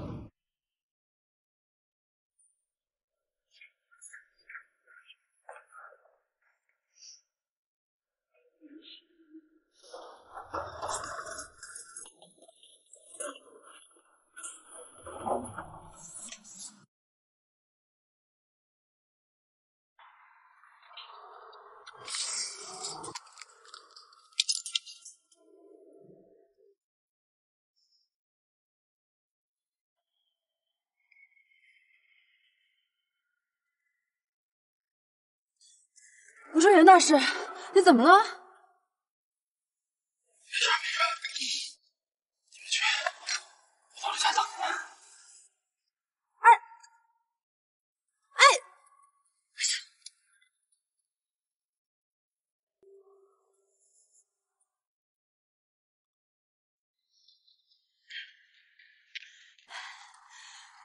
行啊你，居然又让你给蒙对了。我跟你说，原来吴磊早就在他们家隔壁的单元租了一套房子，昨天他把保姆和孩子藏过去了，但是为了掩人耳目，他每次都是从楼顶上穿过去的。袁旭，你怎么了？你不会是有恐高症吧？哎，不过袁旭，说实话啊，你是从什么时候开始怀疑上吴磊的？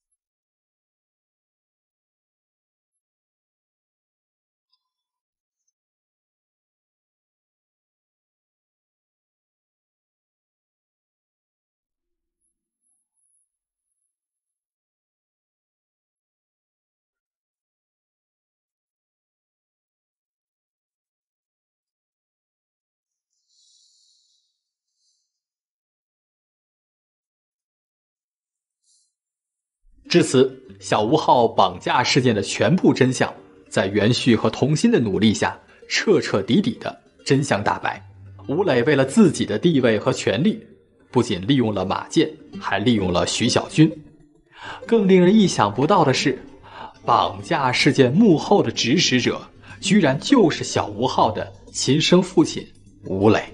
为了这一切，为了达到自己的目的，为了利益，吴磊编织了一个肮脏的骗局，最终不仅没有达到自己想要的结果，还丢失了创业时患难与共的兄弟，同时也丢掉了自己最重要的信誉。而更悲哀的是，一个原本可以蒸蒸日上、创造辉煌的朝阳企业，就这样被内部矛盾消耗殆尽。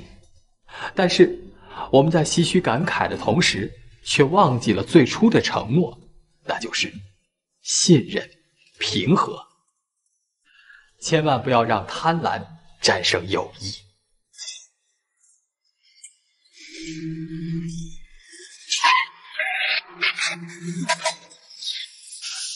轻轻的，伤得那么重，没爹没妈的，真可怜。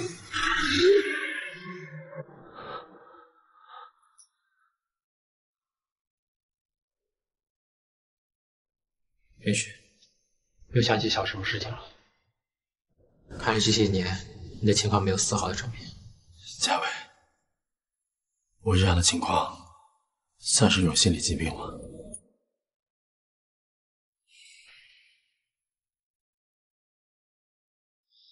现代心理病理学认为，恐高症是心理疾病中神经病的一个分支。你的这种情况通常由浅入深，程度严重者会逐渐发展成对生活中的任何安全保障失去信心，甚至刺激你的神经系统，造成短时间内的强迫焦虑、强迫失忆，还有可能会出现思维混乱、记忆错觉等症状。还有，你对自己不想记起来的事能快速忘记，但一旦受到什么刺激，又会强迫自己回忆起来。说的再严重点，就是强迫失忆症。不过你放心，我会给你用一些基础性的药物治疗，以缓解你神经的敏感度。另外，我希望你多参加些户外活动，多想些让自己开心幸福的事情，这样会对你的身体有所帮助。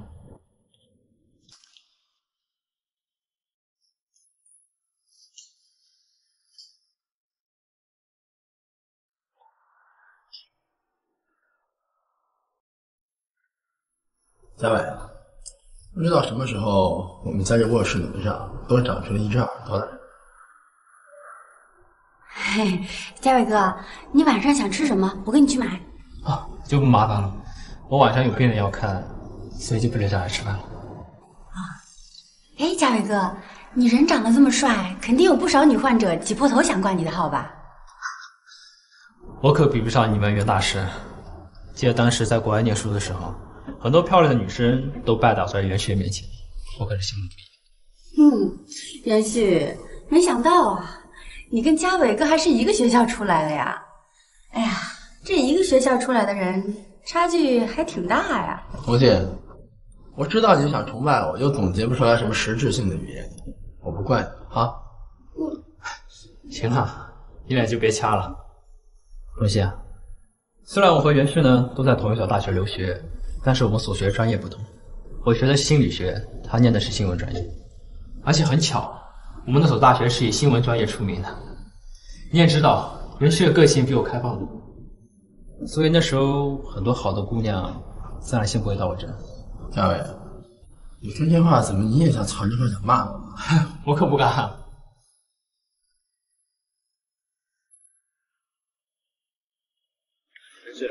你是不是有什么话想对我说？别跟我见外行吗？嘉伟，我过去的事明白，会替你保密，放心。先不论咱俩的关系，就单纯说我是一名心理医生，也有替患者保密的义务。嘉伟，不是我说你，一张口就公是公私是私，公私分那么开，有好姑娘带你下走。行了，你就别用你胜利的火焰往我伤口上撒盐了，行吗？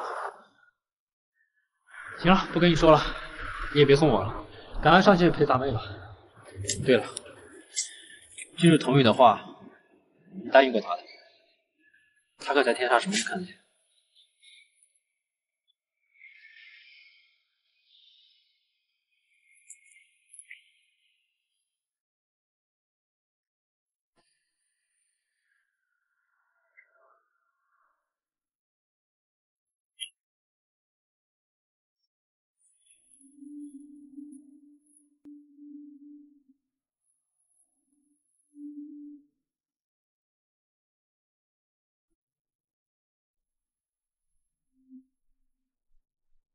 你这家务活干得可真够认真的。如果我没记错的话，好像从嘉伟来的时候就一直在拖客厅。我在这儿是不是打搅到你了？要不然你出去走走，多做点户外运动。嘉伟哥不是说那样对你好？偷听可不是什么好习惯。况且我整天让你白吃白住在我家，也不是让你来监视我生活的。我是好心好意关心你啊。前2天也不知道是谁，还说没有恐高症，都迈不动道了。你要出了什么事儿，谁替我哥照顾啊？你少给我拿你哥来说事。我告诉你，你白吃白住在我家，但我没说你可以无法无天、为所欲为。行了，凶什么凶啊？我真想不通，我哥跟你跟嘉伟哥都是好朋友，当初干嘛把我托付给你而不是嘉伟哥呢？要是那样的话，我的日子比现在好过100倍。行啊，他张家伟现在还没走远，你现在追还来得及。你的东西我事后会寄给你。开个玩笑还不行啊？小气巴拉，一点都不懂得怜香惜玉，什么脏活累活都让我干，一点都没拿我当妹妹。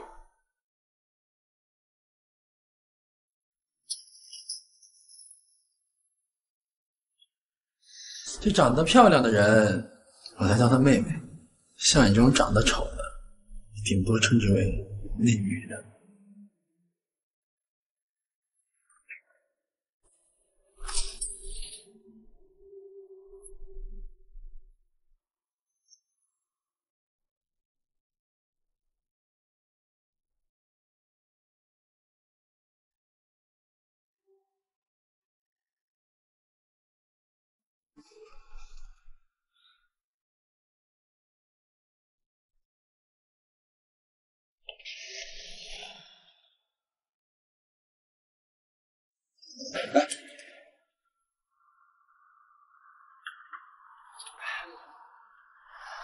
张大伟，我说你小子这也拿着心理咨询师的资格证了，这改名我们都得叫一声张医生了吧？啊？你知道吗？我特别羡慕你这工作，现在年轻人生活压力多大呀？啊，这动不动就得找心理医生唠了。得了吧，同学，你说的肯定是年轻女孩压力特别大。去，别打岔，别去。哎，你说你这人模狗样的，这得有多少女患者得挂你的号，挤破头啊！啊！来，没哪天咱走一个。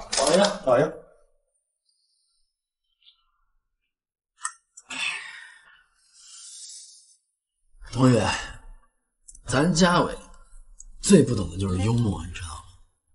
你看看他这样，你看看这样，有多少女孩都拿他给吓跑。没关系。哎，你要吃不消，你叫给兄弟我呀！啊，说不定我这个业余的比他有证的还强呢。特别到位，来走一个。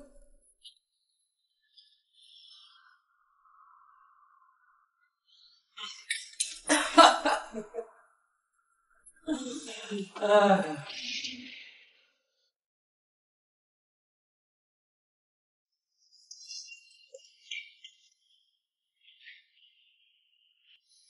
唐宇怎么了？前2天不是还好好的吗？你说呀！今天上午台里有任务要到楼顶采，所以唐宇就冲了上去，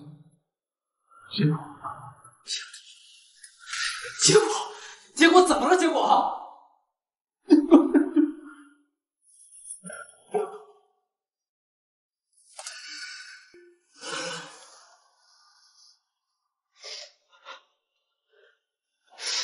唐宇的妹妹高兴知道了。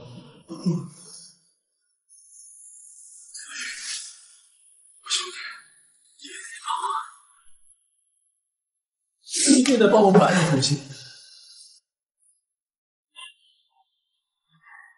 你瞒得过一世吗？小伟，我会告诉你信，说他哥哥是救人死，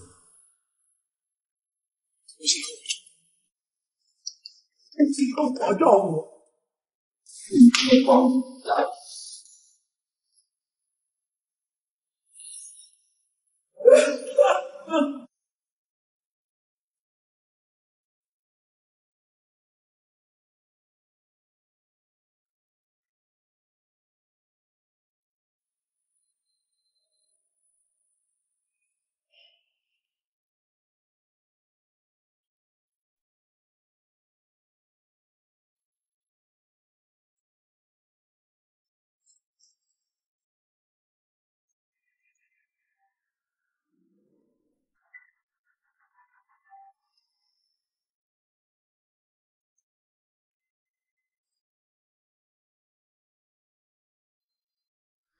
喂，我正要给你打电话呢，没想到你先打过来了。我就是想问你，事情进展的怎么样了？哦，还没。你骗我！你今天刚见过他。行了，既然你不愿意帮我，我就自己动手了。别冲动，别给自己惹麻烦行吗？那用不着你管，是你逼我的。不是，你等等，我帮你还不行吗？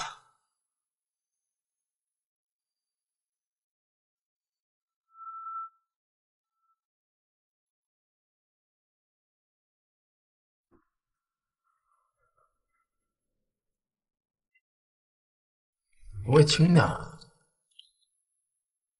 什么呀？都是观众写给你的信。每次我一路过传达室张大爷那儿，他就用他那张写满沧桑的脸，上眼皮贴着下眼皮跟我说：“小童啊，快来，都是你们袁老师的信。”哎，我说这些信你要是每回都不看，能不能也麻烦你跟张大爷说一声，别回回都让我费着劲给你抱回来，行吗？先前你还装模作样的看几封，还给其中个别的一些观众回个信，害得人家女粉丝为你害了相思病，还告到咱们栏目组来了。同事们可是背地里笑话了你好几天呢。是吗？有这种事儿？我怎么不知道啊？也对，嘉伟哥说的对啊，像你这样的人，自己不想记得的事情，忘得比睡觉都快。哎，我说你有事儿没事儿？上回的文稿写完了吗？没写还不赶紧去写？行，知道了。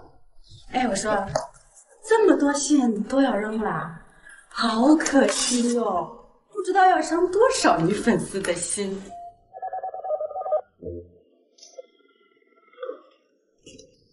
喂，哎，陈总，好，知道了啊。陈总让咱们过去一趟，说是有新的选题要给咱们做。你先去吧，我手头还有资料没做完。好，你记得仔细点，回来转达给我。不行，陈总说了，你一定要到，说是跟你有什么莫大的关系。哎，反正你要是不去的话，我没法跟陈总交差。走吧。他无非就是想听听我的意见，我去不去都一样。资料没做完呢啊，采别人下午等着要。哎，你干嘛呀？哎，你松开！你松开，男人婆呀你！请进。陈总，我把人事给您拖过来了啊，现在一般人请不动他。坐。雷雪，最近手上忙什么呢？没有，就是一起食品安全的新闻。我刚才在整理资料，下午准备给后期对接。估计你可能得放一放了。陈总，莫非又有什么大新闻？说大倒也不大，不过啊，非要袁旭亲自出马才可以。今天清晨，在我市南区开元街发生了一起严重的交通事故。一个叫白露的女子早上起来驾车经过十字路口的时候，被一辆从侧面开过来的车撞到了。车主白露现在已经被送往医院了，具体情况还不是很清楚。肇事司机逃逸了？不是，还是他第一时间打电话报的警。哦，那还算他有点良心。涂姐，你先别着急，听我把话说完。开元街最近一直在进行地下管道维修，路况一直不是很好，加上今天早上起来，交通信号灯又发生了故障，这也是导致交通事故发生的原因之一。现在警察正在调查具体的详细情况。那您的意思说，事故双方都不具有直接责任，而且撞人的司机也不算违规肇事？目前看应该是这样。陈总，我还以为有什么大新闻呢，就这么简单啊？袁旭啊，你认识这个叫白露的女子吗？不认识。真的不认识？那你对这件事情怎么看？事故路段的交通信号灯故障原因查明了吗？现在还没有。袁旭，难道你怀疑这不是一起普通的交通事故？在警方未公布最后的调查结果的时候，什么话都不能说那么绝对。不过陈总，难道你今天让我来，就是为了让我跟这条新闻？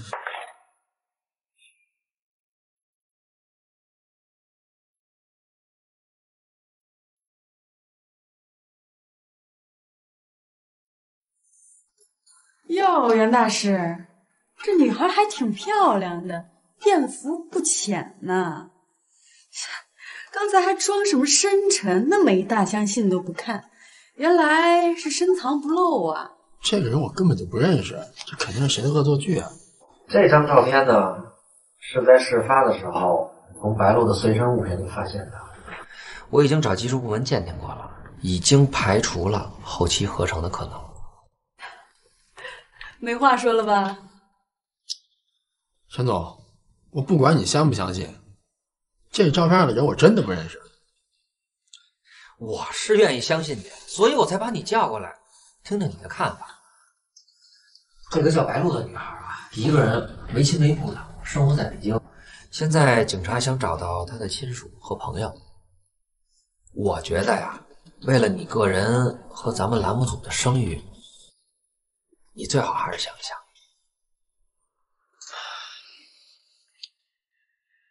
行，我知道了，陈总监，我不会让你为难的。正好我也想去会一会这个白鹿，看他葫芦里到底卖什么药。红心，把文件收好，咱去医院一趟。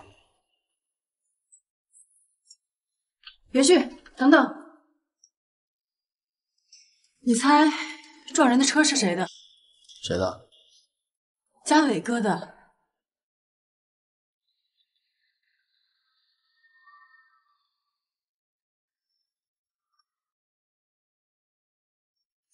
元旭，不会真是嘉伟哥撞的吧？要不你先给他打个电话呗。我说你怎么一点都不着急啊？事情都已经发生了，着急有用吗？记住，我们是记者，做什么事都要保持冷静。也对，说不定根本就不是嘉伟哥撞的，说不定，看见没有？你要是真这么着急，还不如直接去问他们两个。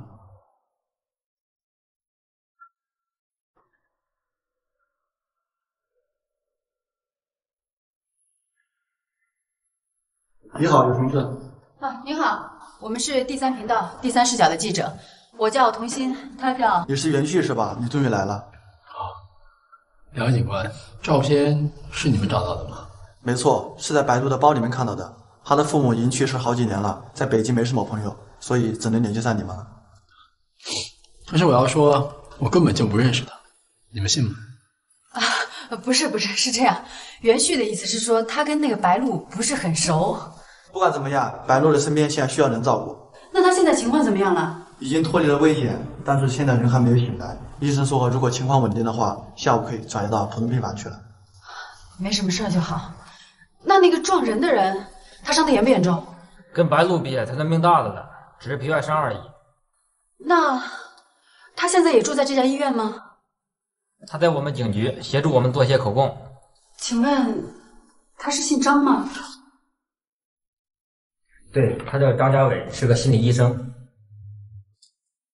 没想到吧，原来这个身手不凡的袁旭居然有恐高症，而且从医生的口中，我们也得到了更为专业的说法。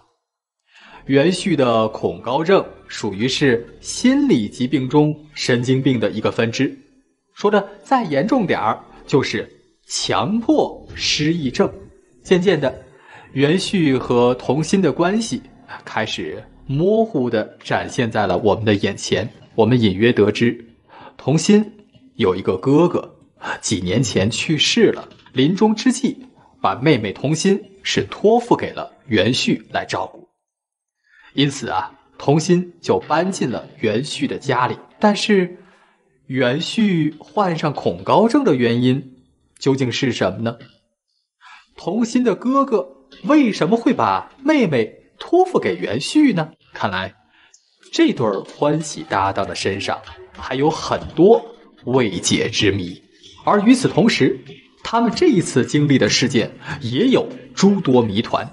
首先，袁旭明明不认识这个叫做白露的女子，但这个白露却有着一张自己和袁旭的合影，为什么？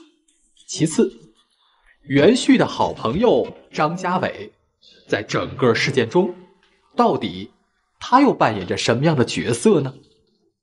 对于袁旭和童心的过去，他又了解多少呢？